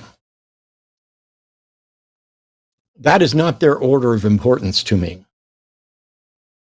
Skepticism is the primary. Sound epistemology. How do we know what we know? Why do we have good reason to believe that something is true? That has to come first. Because without it, everything else becomes just, maybe. Oh, it's intuition. Well, I feel that way. If you don't have some way to verify it, that's fine. You can still call in and we'll just explain to you why we don't think your position is verifiable or why the verification you're presenting is insufficient. But if you have sufficient justification for believing in any God claim, we'll accept it. Well, I shouldn't speak for Justin. I'll accept it. I don't think it's likely, but how cool would that be?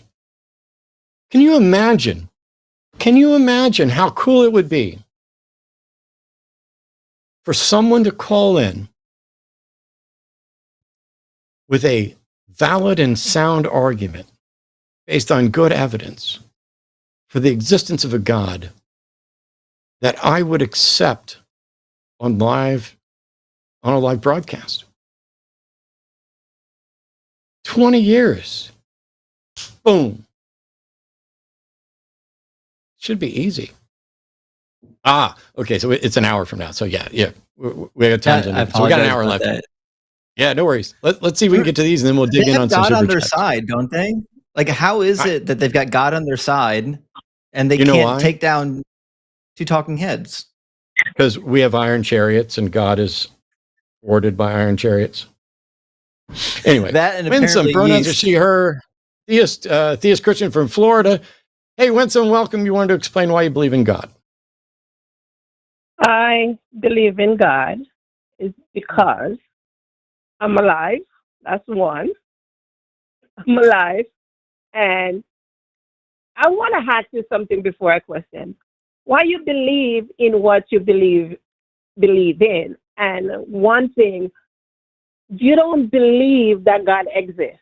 Who let you wake up in the morning and you know, all of these things that happen to you in your life? What are those things? I took a call in the Atheist Experience probably 18 years ago with someone asking this question about what gets me up in the morning, or who gets me up in the morning. So I want to let Justin jump in here. But you believe because you're alive, and you want to ask yes, I believe because I'm alive. Okay. And I understand. God exists because I've been through things, and even if I explain to you why I know God is alive, it's not going to be satisfactory to you guys because you guys all at different standards from what I hold, and that's probably true. I can't really give you a full explanation of why God exists. So, is it safe to assume that you don't have a rational argument for your God existing? Do you just your intuition tells you that your God exists? No, I know that God exists because the things that I've been through, and I'm not questioning what you know. God gave me breath. Just give me a second. Yes. I'm not questioning what you know. I'm questioning how you came to that conclusion, right? So, did you come to that conclusion based on thinking rationally, or based on I have a feeling or an intuition? I come to real, and it have nothing to do with I go to church or believe in what pastor said to me. Because how did you come to that conclusion? My conclusion is one, as I said earlier, I'm alive, I'm breathing, and I'm walking, and it's things that I go through in life, and Okay, so let's start one at a time. The fact that we exist, what about our existence requires a God to exist? You need a spiritual being to be on this earth. It's not no Big Bang you just float out of the air or anything like that. I know you believe that. I'm asking why do you believe that, right? So why are you assuming that you need some sort of a spiritual entity for humans to exist? Because if you don't have that, who gave you breath? Where your breath came from? Well, breath isn't given. Breath is just a process that our bodies engage in, taking in oxygen and nitrogen and other smaller amounts of different gases in the atmosphere. But it turns out that we've had lots of so-called life that can live without oxygen. We're just happen to be a species that requires oxygen to survive. But there's lots of bacteria that don't. I mean, there's lots of other life that don't.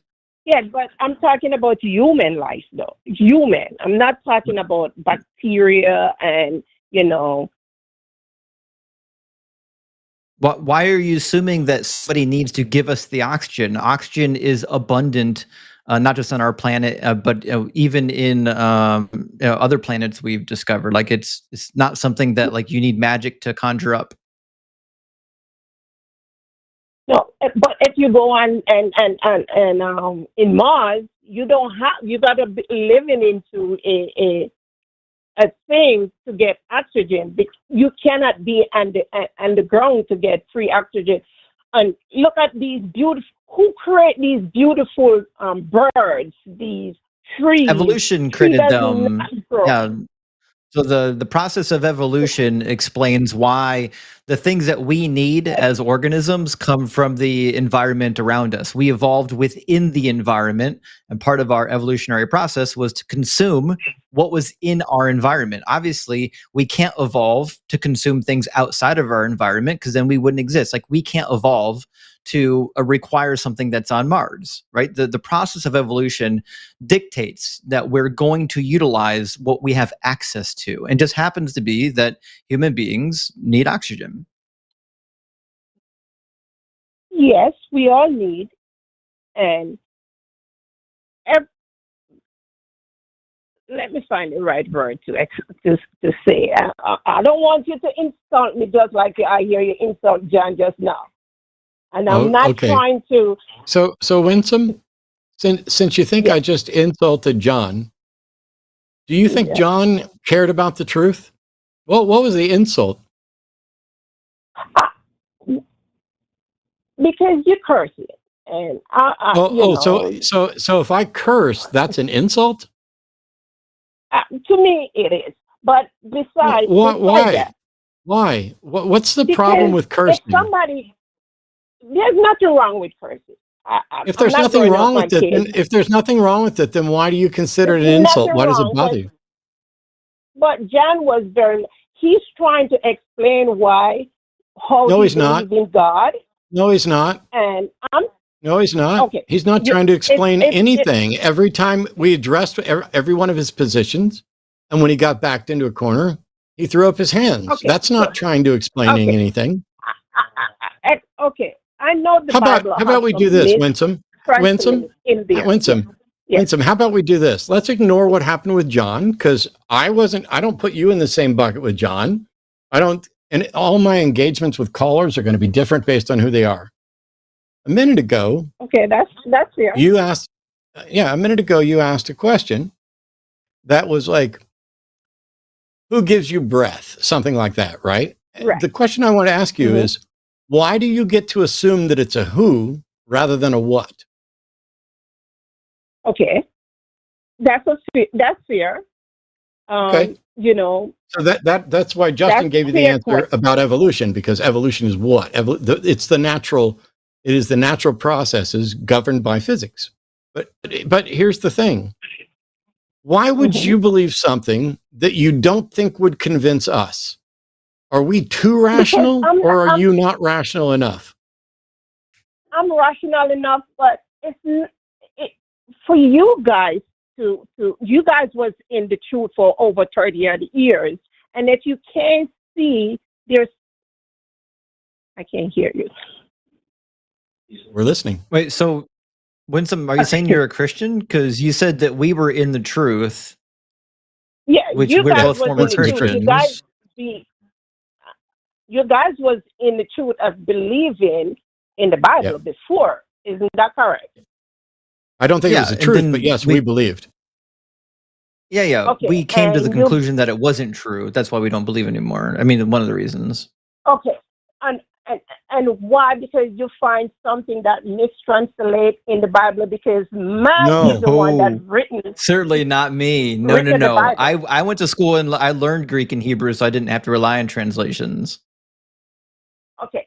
And we all know that from in the beginning in the Bible, people were still not believing in God, even when they see God. It's pretty easy to show you why the Bible God doesn't exist. You want to see an example of why? You could go ahead, but it's not something that I'm going to believe, because I know God exists. I never said you had to believe it. You can believe in a God, and it could certainly just be a different God than the Bible God. Do you believe that the Bible is true? There's many gods. You have the Buddhist God. There's many gods. I'm but sure. Do you think those believe gods the Bible are real? is true, though? Pardon me? Go ahead.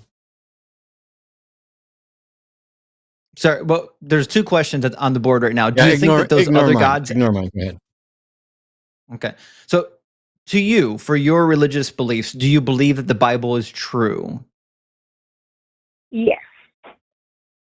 Okay. All right. So I'm going to demonstrate to you why either one of two things is going to be the case. Either the Bible is not true or you're going to justify a horror show. It says in Deuteronomy 22, it says, suppose a man marries a woman, but after going into her, dislikes her and makes up charges against her, slandering her by saying, I married this woman, but when I lay with her, I did not find evidence of her virginity.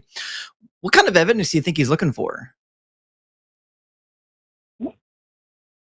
Because you think that woman did already have some intercourse with somebody else, so that's the Right. evidence. My I guess, think that guy no, but was listening my to. question is, the man who's going into his wife for the first time and he's saying, I did not find evidence of her virginity. What is the evidence do you think he was expecting?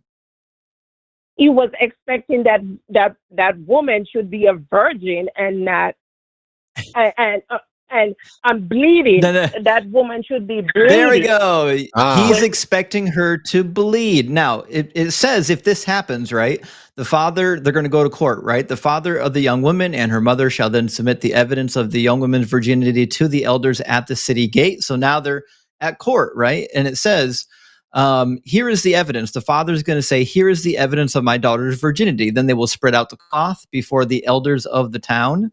And then it says, if it's the case that he lied, he gets punished and then he pays a fine. He has to marry her forever. But it says, if, however, the charge is true, that evidence of the young woman's virginity was not found, then they shall bring out the young woman to the entrance of her father's house, and the men of her town will stone her to death because she's committed a disgraceful act in Israel by prostituting herself in her father's house. So just to clarify, the evidence that either convicts her or exonerates her is in fact the bloody marital sheet, correct? Yes. Okay. Are you aware that not just today, but even in history, only slightly less than half of women bleed their first time? That's true. And so would the bloody sheet be credible evidence of her virginity? It should be, but in this DNA, Let's try this again. So if in fact women don't always bleed their first time, and the only evidence that you need to kill a woman is a bloody sheet, would it not be true that the bloody sheet would result in innocent women being executed? That's yes. It would. Okay. Now you believe, according to the Bible, that God is a God of justice, a God of probably fairness and mercy. But you've just now admitted that according to Deuteronomy 22, God permits you to unjustly execute little girls, probably virgins, based on faulty evidence. Do you think that's justified? I don't think that's justified, but again, who am I to question God? That's what I said. I would read you a passage and you would affirm something horrible, and you literally just did it because like the religion has rotted your capacity to use your moral thinking, your moral capacity, right? But you don't even need to have moral capacity. All you need to know is that God here is practicing injustice. Deuteronomy 32:4 says he's a just God. This is not justice. Yes. Which means there's a contradiction in the text. So something's wrong. Either God's not a God of justice, or this passage in Deuteronomy 22 didn't come from God. So which is it? Okay, I'm not going to say it doesn't come from God, but man, he mistranslate some of these letters that they couldn't understand. Because you remember which word is mistranslated in the Bible that they say there was mistranslated in the Bible because so just to be clear, when Simon the leper, which is if a leper, none of the translations are going to be helpful to you. Every English translation is going to say the same thing. I'm wondering what it's supposed to say and how you know. So we got to use our common sense. How would you know? How would you know? How would you know anything in here is mistranslated? Yeah, because you have a Holy Spirit that leads you into the truth. Oh, I'm asking you. Have the Holy Spirit that leads you to the truth. Yes. Are there Christians who disagree on what the truth is? some Christians disagree. I can't speak for all How do we Christians. tell? How I do we can't tell? speak- How do we tell? How do we tell which of those Christians are being guided by the Holy Spirit and which ones aren't? I cannot tell you that. I can't. Then how do I'm you not know gonna you're sit right? down here and Then say, how do you know you're right? me- How do you know you're I right? know that I'm right because I didn't now, ask because you, only- Winsome. I didn't ask you Yeah. if you knew you were right. I asked you how you knew you were right. because there's a verification. I could verify it in the Bible that No, you can't all verify it with the scripture Bible was because given the Bible to- could be mistranslated. I asked you how you know you're right. because I know I'm right. If you go to I didn't ask the you book if you that know you're talking right. I about- don't no, care. No. You I got- do not no, give it. you have Stop your fucking platform and interrupting. you're Stop speaking, so I'm fucking gonna interrupt. speak. Stop fucking interrupting me. I asked you how you know you're right, not if you know you're right. I know I'm right. I didn't. You know, Okay. I was explaining Winsome? to you. Winsome. Yes. Did I ask Yes. you if you know you're right? No, you asked me. No. Oh, I know I'm right. No, I asked you, how do you know you are correct, right? Yes.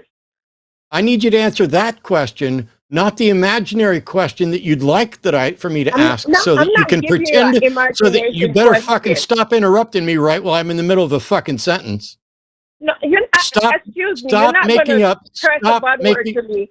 Listen, I'm giving you my. I will say whatever the fuck I want, and you can run away and pretend like it's because I said the word fuck, when we all know the reality is you don't have. Oh, you did run away. You don't have a justification, which is why I kept asking you what your justification is, and you kept repeating, "I know I'm right. I know I'm right." Nobody gives a fuck whether you think you know you're right or not. We only care about, can you demonstrate that you're right? What a sad state of affairs, Winsome, that you, even with the guiding help of the Holy Spirit, cannot be honest and cannot defend your beliefs. You're the reason that I am no longer a Christian. Because when I got to the point where I realized I could not defend my beliefs, I stopped lying to myself and others. I stopped pretending to know things that I don't fucking know. I stopped pretending that I was justified unless I could demonstrate that I was justified. And even if I was really convinced I was right, but I knew that I couldn't demonstrate the justification, you know what I did? I stopped believing and continued searching for the truth. Because the truth is not arrived at by bald assertion, by confidence. Your confidence in something is irrelevant to whether or not it's true and whether or not you're correct. You could be incredibly confident in something that is true. You could be incredibly confident that the earth spins on its axis. And when I ask you, how do you know that? If you say, I know it, you didn't answer the question. And if your justification is because the Holy Spirit told you that the earth spins on its axis, then not only are you unjustified until you demonstrate that the Holy Spirit exists and that the Holy Spirit has ways to know, you've just pushed the issue off 2 different degrees. Not only is that the case, but to the extent that you're right, it's coincidence. You could have just as easily been wrong. Your criteria. It's like when I ask you, you go to the carnival and somebody steps up and they're like, guess their weight. You might have guessed it exactly on the nose and then claim the Holy Spirit told you. But that'd just make you a liar, probably. Instead, you're just going to say, I know they're 216 pounds. Cool. How do you know that? I just know. Cool story, Winsome. We are closing in on our time, so go ahead. We can cross off Philippians 4:13. She cannot do all things through Christ who strengthens her. She can't even provide a single justification for her conclusion. Yeah, it's absolutely wild. Last call for tonight. Justin for Justin. Puerto Rico, pronouns are him, had an out-of-body meditation experience. So, and CIA files possibly support spirituality. Wow, this is wild, Justin. You're on the web client. You may have to tap your phone to wake your phone up, and then tap the browser to wake that up so that we can actually hear you. But you're on, Justin. You're on with Justin. Can you hear? Yeah, we Yes. can hear you. Oh, I'm so sorry. You might have to speak up a little bit and talk into your microphone so we can hear you clearly, but I can mostly make out your words. Yeah, I was working out for like a bit. Sorry. I'm very sorry. I'm trying to slow my breath. Can you hear me? Yeah, so it sounds like you had an I out-of-body experience. won't be that able you're to hear saying? you in about 10 seconds if you don't get to the point, because we're running out of time. I know you've been patiently waiting. Anybody that's waited for an hour and 20 minutes should be able to get right to the point. Let's do it.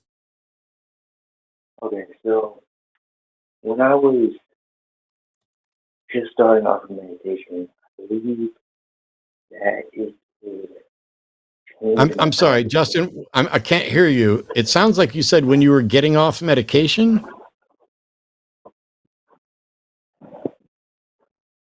Sorry. No, I'm saying that I believe that consciousness and meditation is a way for your spiritual body to come out of you. Okay, you believe that consciousness and meditation are a way for your spiritual body to come out? Yeah, because the CIA had files, so they explained that. So, Justin, sorry to interrupt you, but I've read the CIA paper you're referring to, and they scrapped that project because it didn't produce the results they were hoping for. So if you read the paper, you'll read that there were some people who made claims, like test subjects made claims, but ultimately it turned out that the claims were dubious. The CIA absolutely in no way ever validated out-of-body experiences, but there have been many universities that have tested out-of-body experiences by triggering them using deep brain stimulation and various opioids, or like things like DMT, psilocybin, and they were given clear instructions, like if you leave your body. Like a religion. I'm sorry, Justin. Justin's explaining something to you. Just wait. So in the out-of-body very sorry. experience studies, they get people and they intentionally induce out-of-body experiences, and they instruct them, when you have your out-of-body experience, just turn around. That's all you have to do. Just turn around and then report, when you get back in your body, report what you saw behind you. And nobody ever can. Even though these people are convinced, they're convinced that they left their body. The problem is they can never validate what they're convinced of. They only think they left their body. So like if you're saying that out-of-body experiences like the one you had validates something, I would say that is against all of the scientific data we have. And I'm sure that you're convinced that you left your body, but you need something more than that to convince someone like me. Yeah, I completely apologize. I'm really sorry. I've never been on the show. And let me clarify a little more what I'm trying to say. So I believe that in out-of-body experiences and near-death experiences have occurred. And my main point that I wanted to make out is that there's a guy, is a doctor. His name is Dr. King Van Lamid. Who? So Dr. King Van Lamid. We can't understand what you're saying. I'm trying to mention the doctor's name, but I can't say it properly. It doesn't matter what the doctor's name is. It does not matter what the doctor's name is. I don't need it. I don't care. It's not relevant. I don't care who said something. I care whether or not what they said was true. So you don't have to reference anybody. You just got to reference data. Right. Yeah. Right. I get some data. So in 2001, 244 cardiac arrest patients studied. 18% reported detailed experiences during clinical death, including accurate perceptions while brain dead. So this doctor made a study called AWARE study. Consciousness. The Aware Project by Sam Parnia. Okay, so I'm Yeah. very familiar with Sam Parnia's. He did 2 different studies, one starting in 2008, ending in 2014, and then he did another one that ran all the way from like 2015 to 2023. And the conclusion in Sam Parnia's own publications is that people are convinced, in fact, that they left their bodies, but there's no evidence of it because they retrofitted a minimum. The first study was 25 different hospitals. They retrofitted 25 different hospitals with items you could only see if you had left your body. And what we discovered is that they can never validate something that they saw when they left their body. They only feel like they can.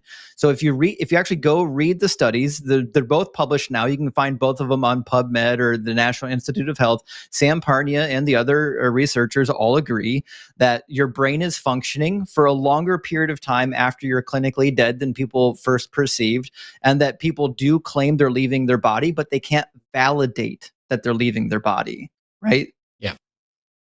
There was, and I don't know if this is Yeah. exactly the same study because I've had to look into this a bunch of times, but there was one that was done in hospitals with signs, handwritten signs and things put on top of things facing up specifically, so that if anybody reported that they left their body and went up, any of them could have been able to see this sign and then report back on it when they get back. Right now, my understanding is that the supposition is that not only, as Justin was saying, is your brain active and in taking in information for longer than you are consciously aware of it, but your brain acts funny when it's been starved of oxygen and when it has been unconscious for a period of time. And what happens is that when people are revived, resuscitated, or regain consciousness, your Are we brain talking about the seems, same? Yeah. So are we talking about the same doctor, Sam Parnia? Is that his name, right? Yeah, Sam Parnia, I Sam said that. Parnia? Yeah, sorry. Yeah, he's Okay. European. So I mean, yeah, never you're mind. saying I don't care to teach you further, Justin, if you're just going to interrupt me while I'm no, making the it's point. okay. I'm So sorry. no. Yeah, Say I won't. goodbye, Justin. Say goodbye, Justin.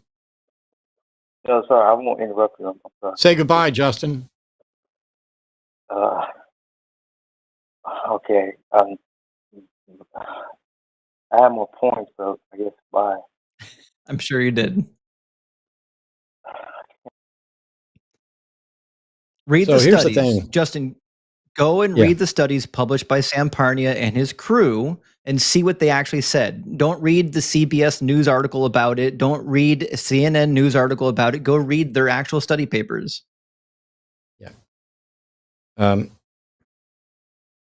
The supposition that I saw, which I think I saw V.S. Ramachandran address this. I could be mistaken this because he's responsible for studies related to mirror neurons and things like that. But I seem to recall him addressing this. If not, it was somebody else. But what we're guessing happens is that the brain regains conscious awareness and then says, "Hey, what happened while I was out?"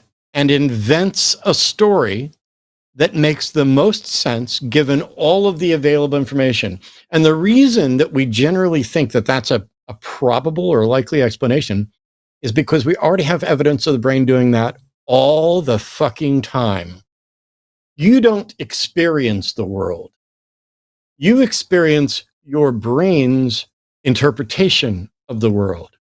You don't see in your visual field, you see only a tiny piece of it at any given time. Your eyes will dart around and catalog, and different parts are going to update at different times.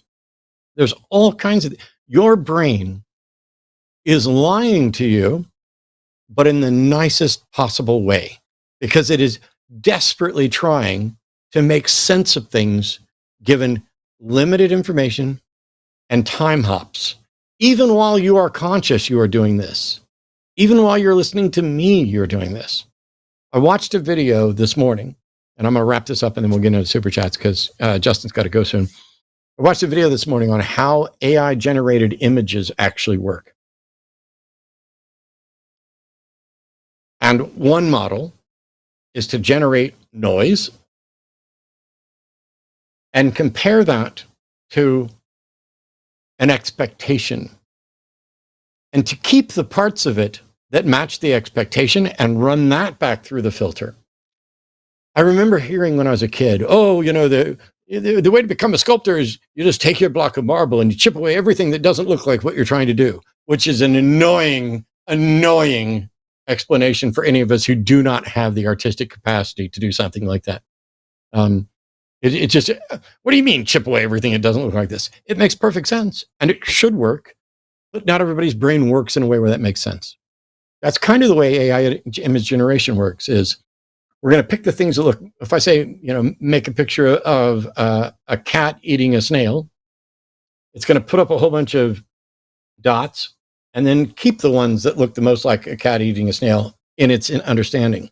And you train it to get these understandings. It's one of the reasons why I think it's fair to call it AI and not just kind of large language model, iterative learning, blah, blah, blah. Because that's what our actual intelligence does constantly. I didn't see what was over here. I didn't see the guy in the bear costume walk by. I was, I had attentional blindness. I didn't see this, but I'm going to infer what happened. And it works because today is pretty much the same as yesterday.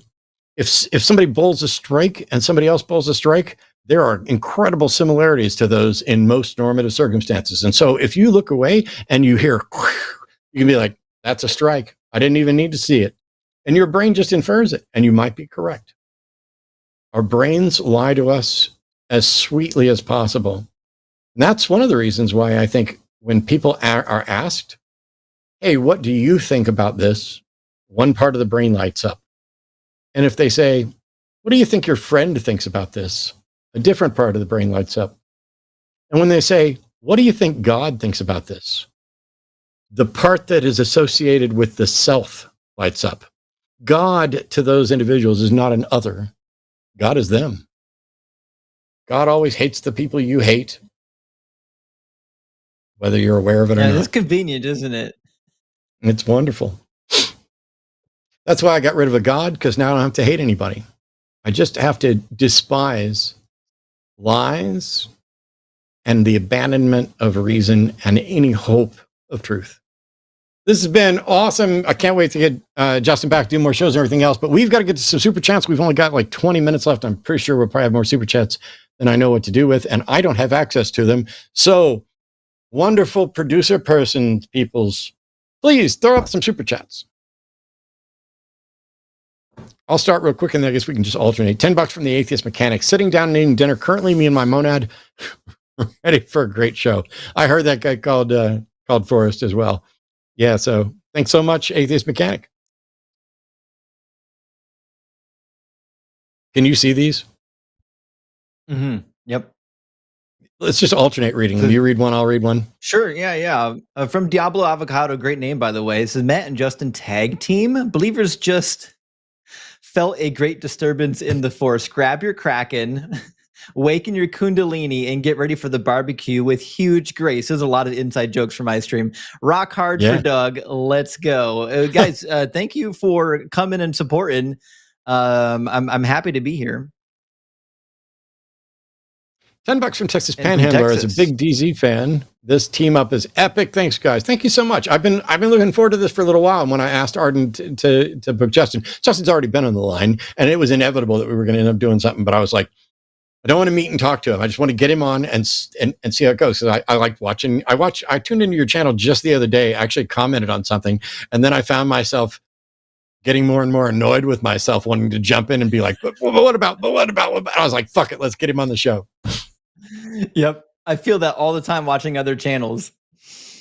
Great. Yeah. $20 from Alan B. Says, excited to see Justin here. This is going to be amazing. Well, I appreciate that, Alan. And I apologize. I couldn't do a late night stream like what you guys are used to tonight, but you guys know how it is in the future. We're going to be cooking all night long. Yep. There'll be others. We might go up against, like, Forrest and Erica did like an 8.5-hour show on Monday. Maybe Justin and I'll do that on like a Saturday with just like 10 hours. Boom. Bring it on. Absolutely. $10 from Luis Morales. Praise Doug, full of schist. May his blessings be upon us, the basalt of the earth. Nice. May the courts be with you, Lewis. I appreciate that. And 1999 Fair. from Zen Johanna. I hope I pronounced that right. I apologize if I didn't. I was like, you got the easy one. And then I saw the name and I was like, ooh, is that really easy? $10 from the Atheist Mechanic. Hey, Matt, I love that you love Pepper, my profile pic. I think you'd also love her sister, Lucy. She's a bamboo sugar and equally beautiful. Interesting side note, just for you, Atheist Mechanic. Sugar, which is also called calico. We had a couple early on. And by the way, these are ball python morphs. I'm going to keep this really brief. We have some combos. And because of the way Calico combos with Orange Dream and a few others, we added to our collection because they produce some amazing looking things that you would think would only come from some, recessive combos. But if you've got a bamboo sugar, go Orange Dream Black Pastel male, see what you get. And a big one, $50 from Red Nice. Trek says, Matt and Justin, great combo. Hey, thanks for supporting Red Trek.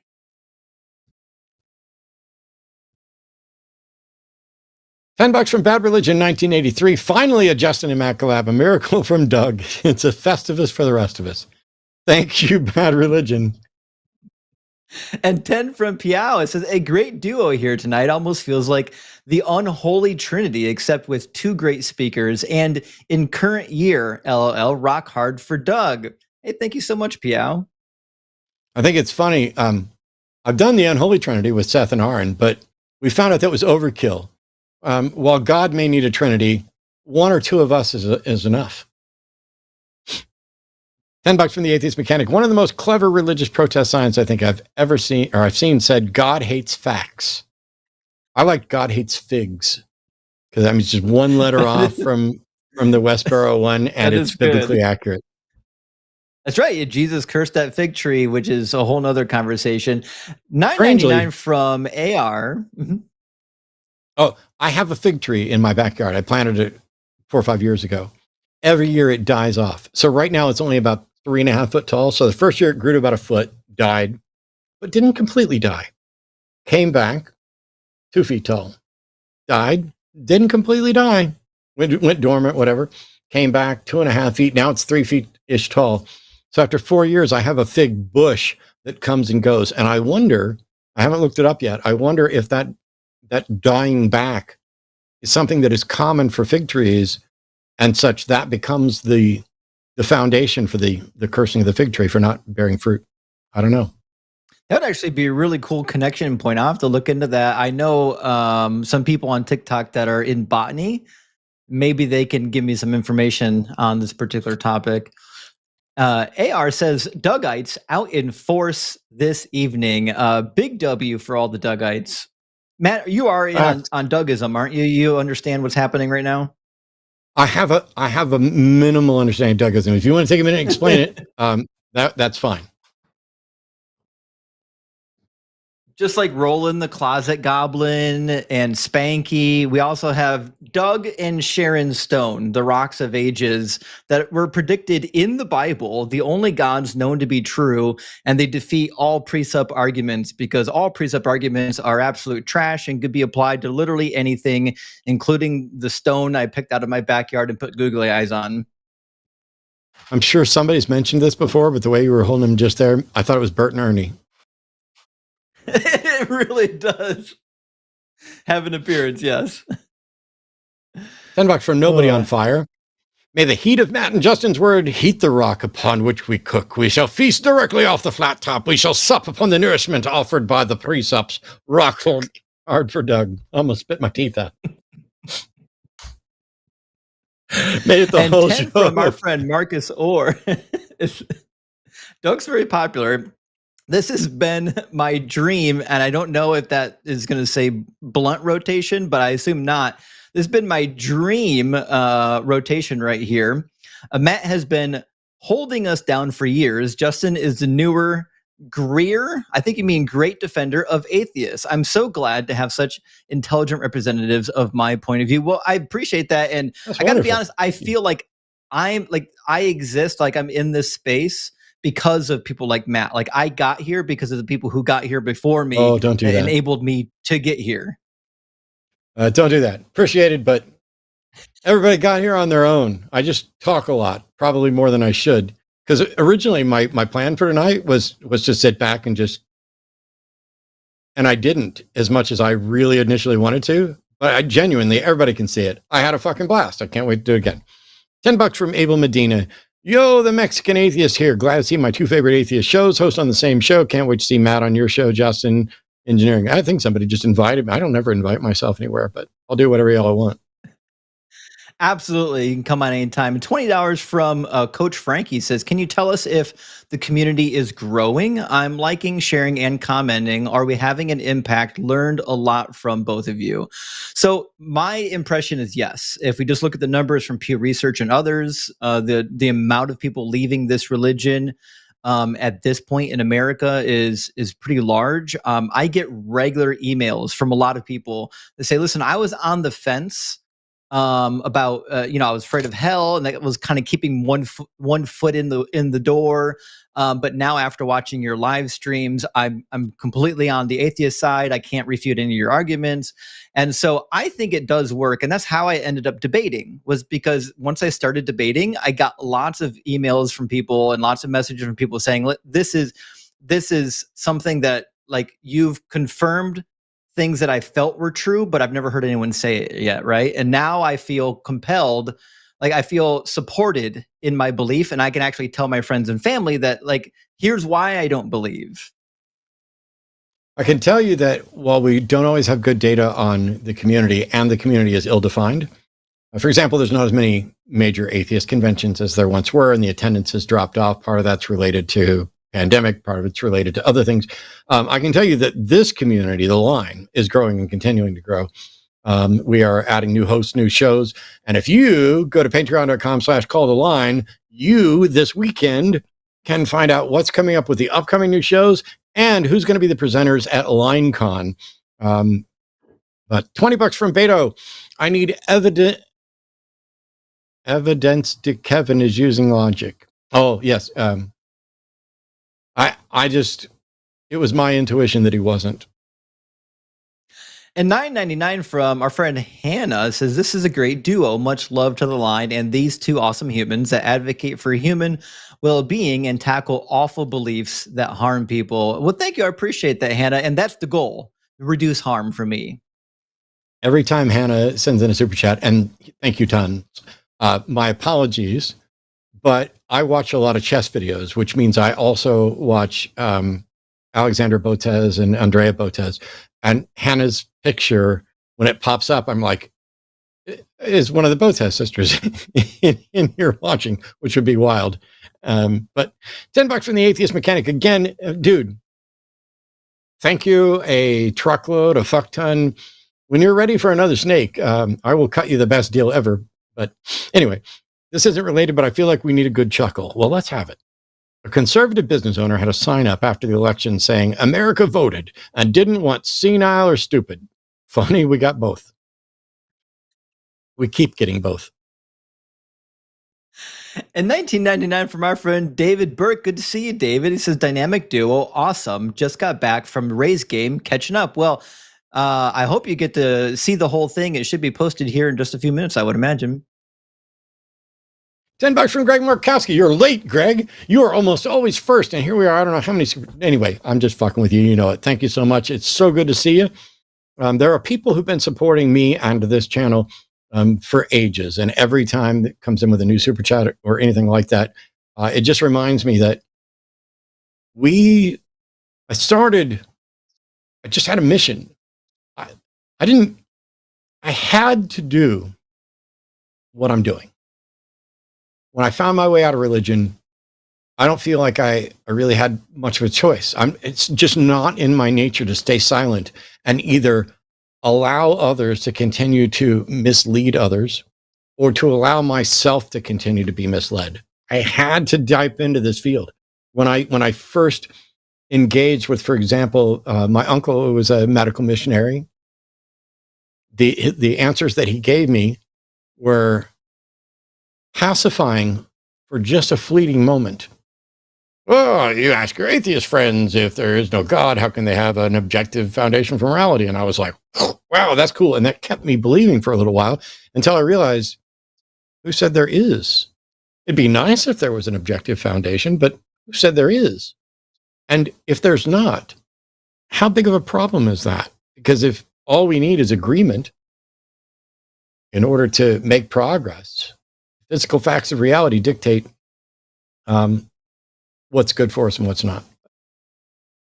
Right. Yeah. We got $10 from Space Barbarian. It says, Kevin, give me a sympathetic headache, or gave me a sympathetic headache from a time I thought about shit too seriously. Well, I hope your headache goes away. A little bit of Advil has been proven to help that. Don't go on feelings. Yeah. Unless you're feeling the headache and then take some aspirin or something. Yeah. $10 from Luke Non-Biblical. Cool. Thank you. RHFD. Wait, I don't. Oh, rock hard for Doug. Sorry, Rock that's hard for Doug. insider jargon. I got it.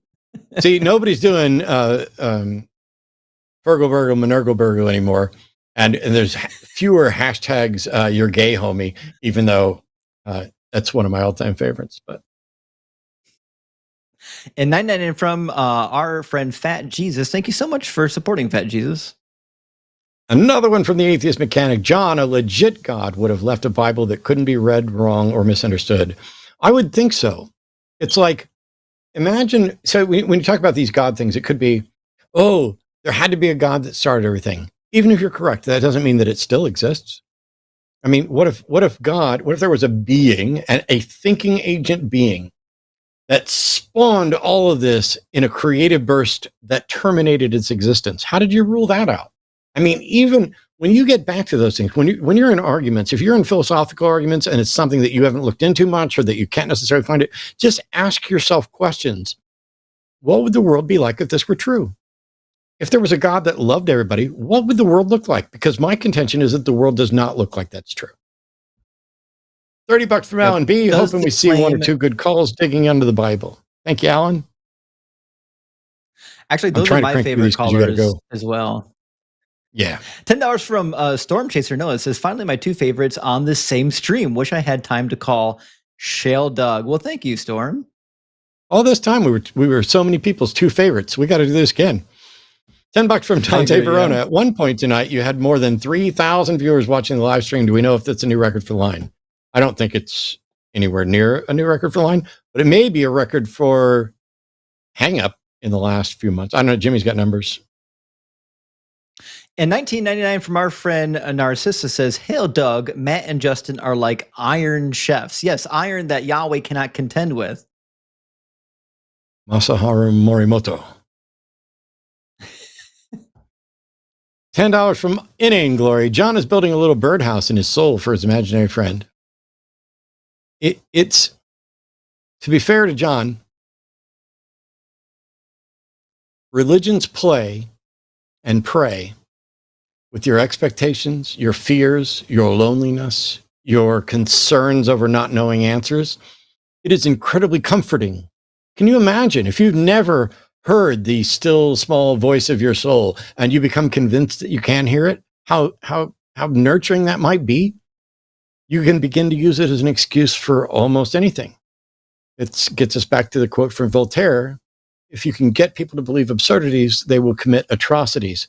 And while I would be fine with people believing absurdities on their own if it didn't have consequences like atrocities for the rest of us. Yeah. And 10 more from our friend Atheist Mechanic says, serious question, are Doug and Monad on equal footing? And I don't know much about the ins and outs of monadism, but I do know that Doug plays well with all other presuppositional theistic concepts. $10 from Raw Settles. Years ago, Shannon Q said something like, you can't build your atheism on hating religion, but rather rebuilding your epistemology. These callers desperately need help forming reliable epistemology. Yeah, you could build your atheism on hating religion, but it wouldn't be a good foundation for sure.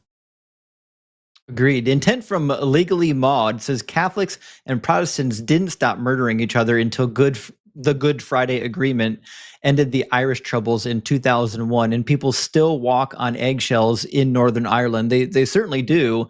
And remember, there was a whole batch in the medieval period of the medieval wars where they literally went to war with each other over ridiculous concepts.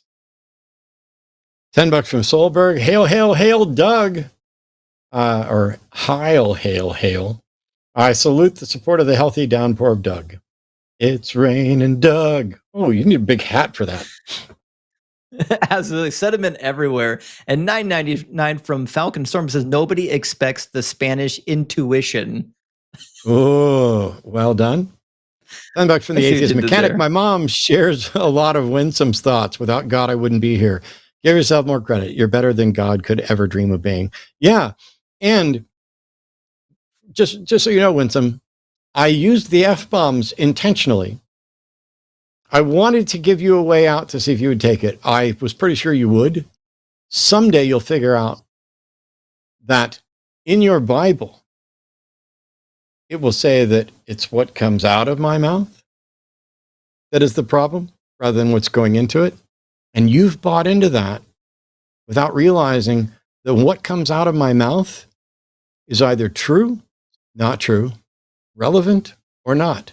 And if I can wound your God by saying fuck, then your God is way too weak. $10 from Yuri Barsukov says, from my experience, one underestimated harm literal believers in the Bible have is deterring young people from attending non-religious universities. Cognitive dissonance is the root of it. I don't disagree, actually. I think a lot of young people are weighing what they see in the Bible nowadays. Like when I had kids in youth group, they really struggled with the idea that the Bible was against homosexuality when they were like, listen, my friends, my family, these are good people. How would it be that God wants these people to be stoned? That's ridiculous. Well, he means hit with rocks. God might want him to be stoned in other contexts. We don't know. $10 from that Guy Fawkes. Praise be to Doug. May he grant it, our hosts, the huge grace to endure these callers. Doug's the kind of stoning we can put up with. Amen. Hey, Doug. And $10 from Ellipsis says, in nominine patriae, et cuculi, I don't speak Latin, by the way, et spiritus lapili, in the name of the mother rock, the pebble, and the spirit of the little stone. Solved it. Praise Doug. Just write this down. In nomine patre et cucula et spiritus lapili. $10 from Joshua Everett. What a power duo, Matt and Justin are. Okay, you guys can keep talking us up as much as you want, but we've only got like a minute before Justin's got to leave. So thanks to the monad. I'm going to pronounce it like that from now on. Monad. Thank you, Joshua. And 10 from Candace says, humans have broken humanity. Right on, Matt. Y'all make a great team, and it's an honor. It's an honor to get to watch y'all. Love and light. What's YGH though? You're gay, homie. There it is.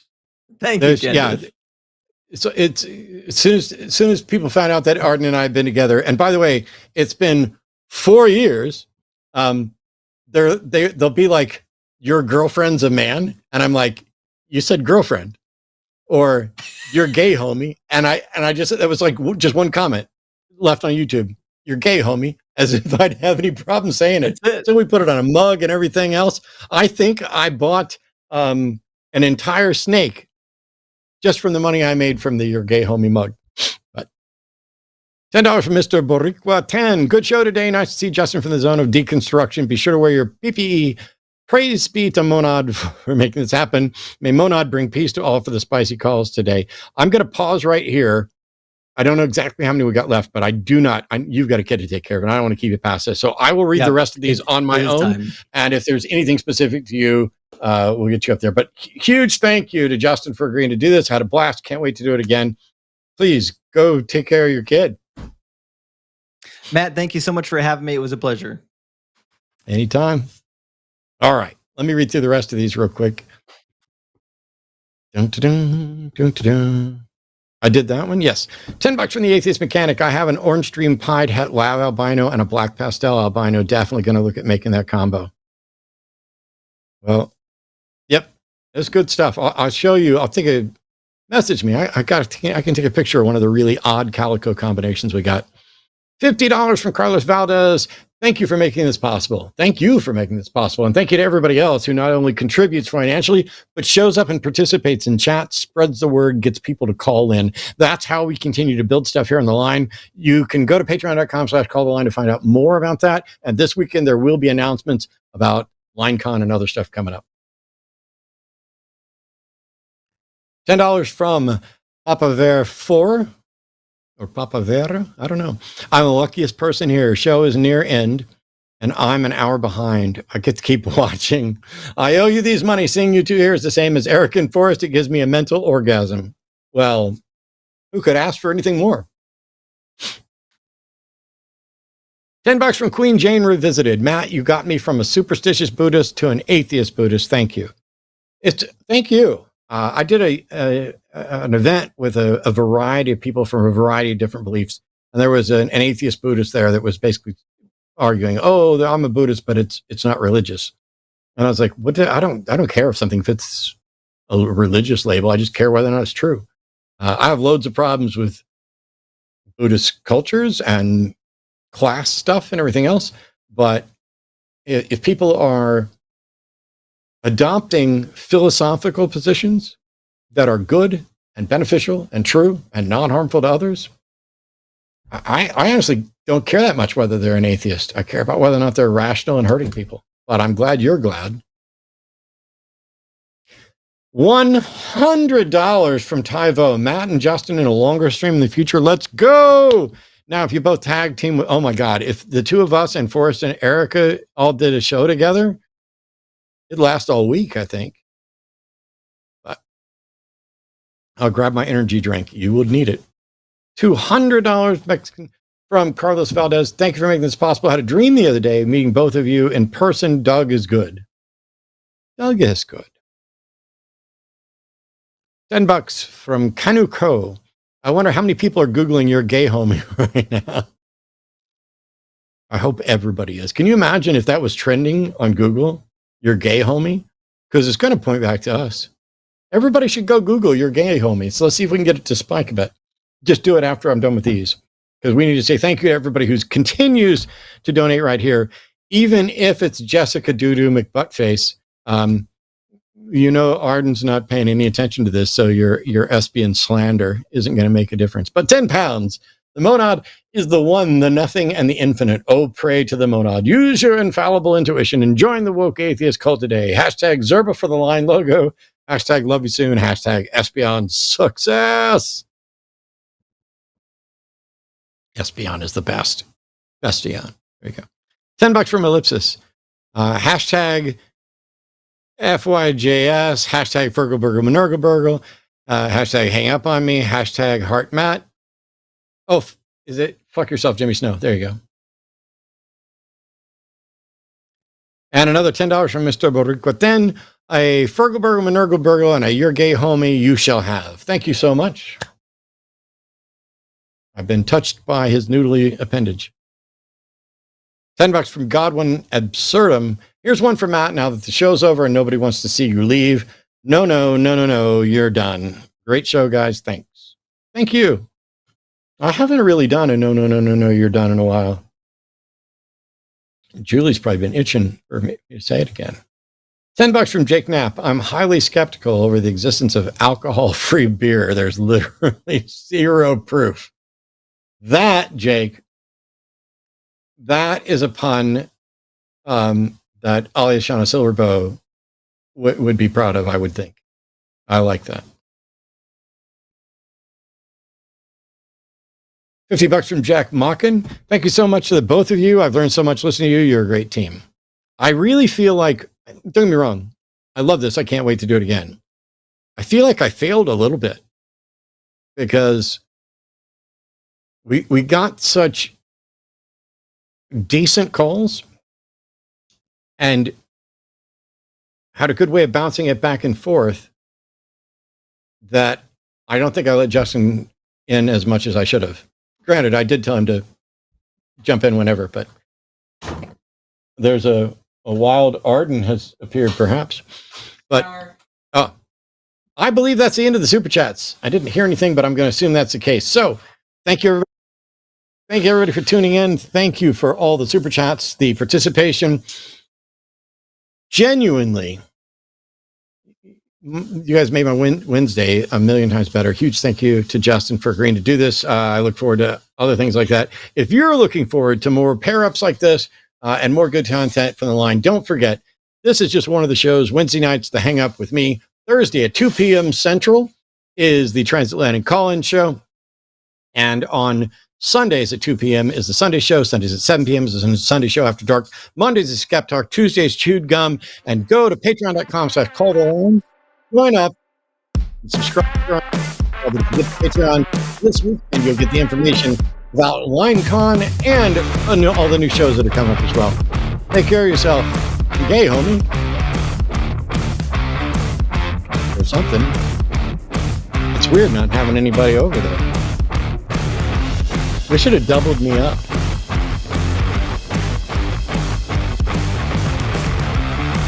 Thanks to Luthien for producing. Patreon.com/calltheline.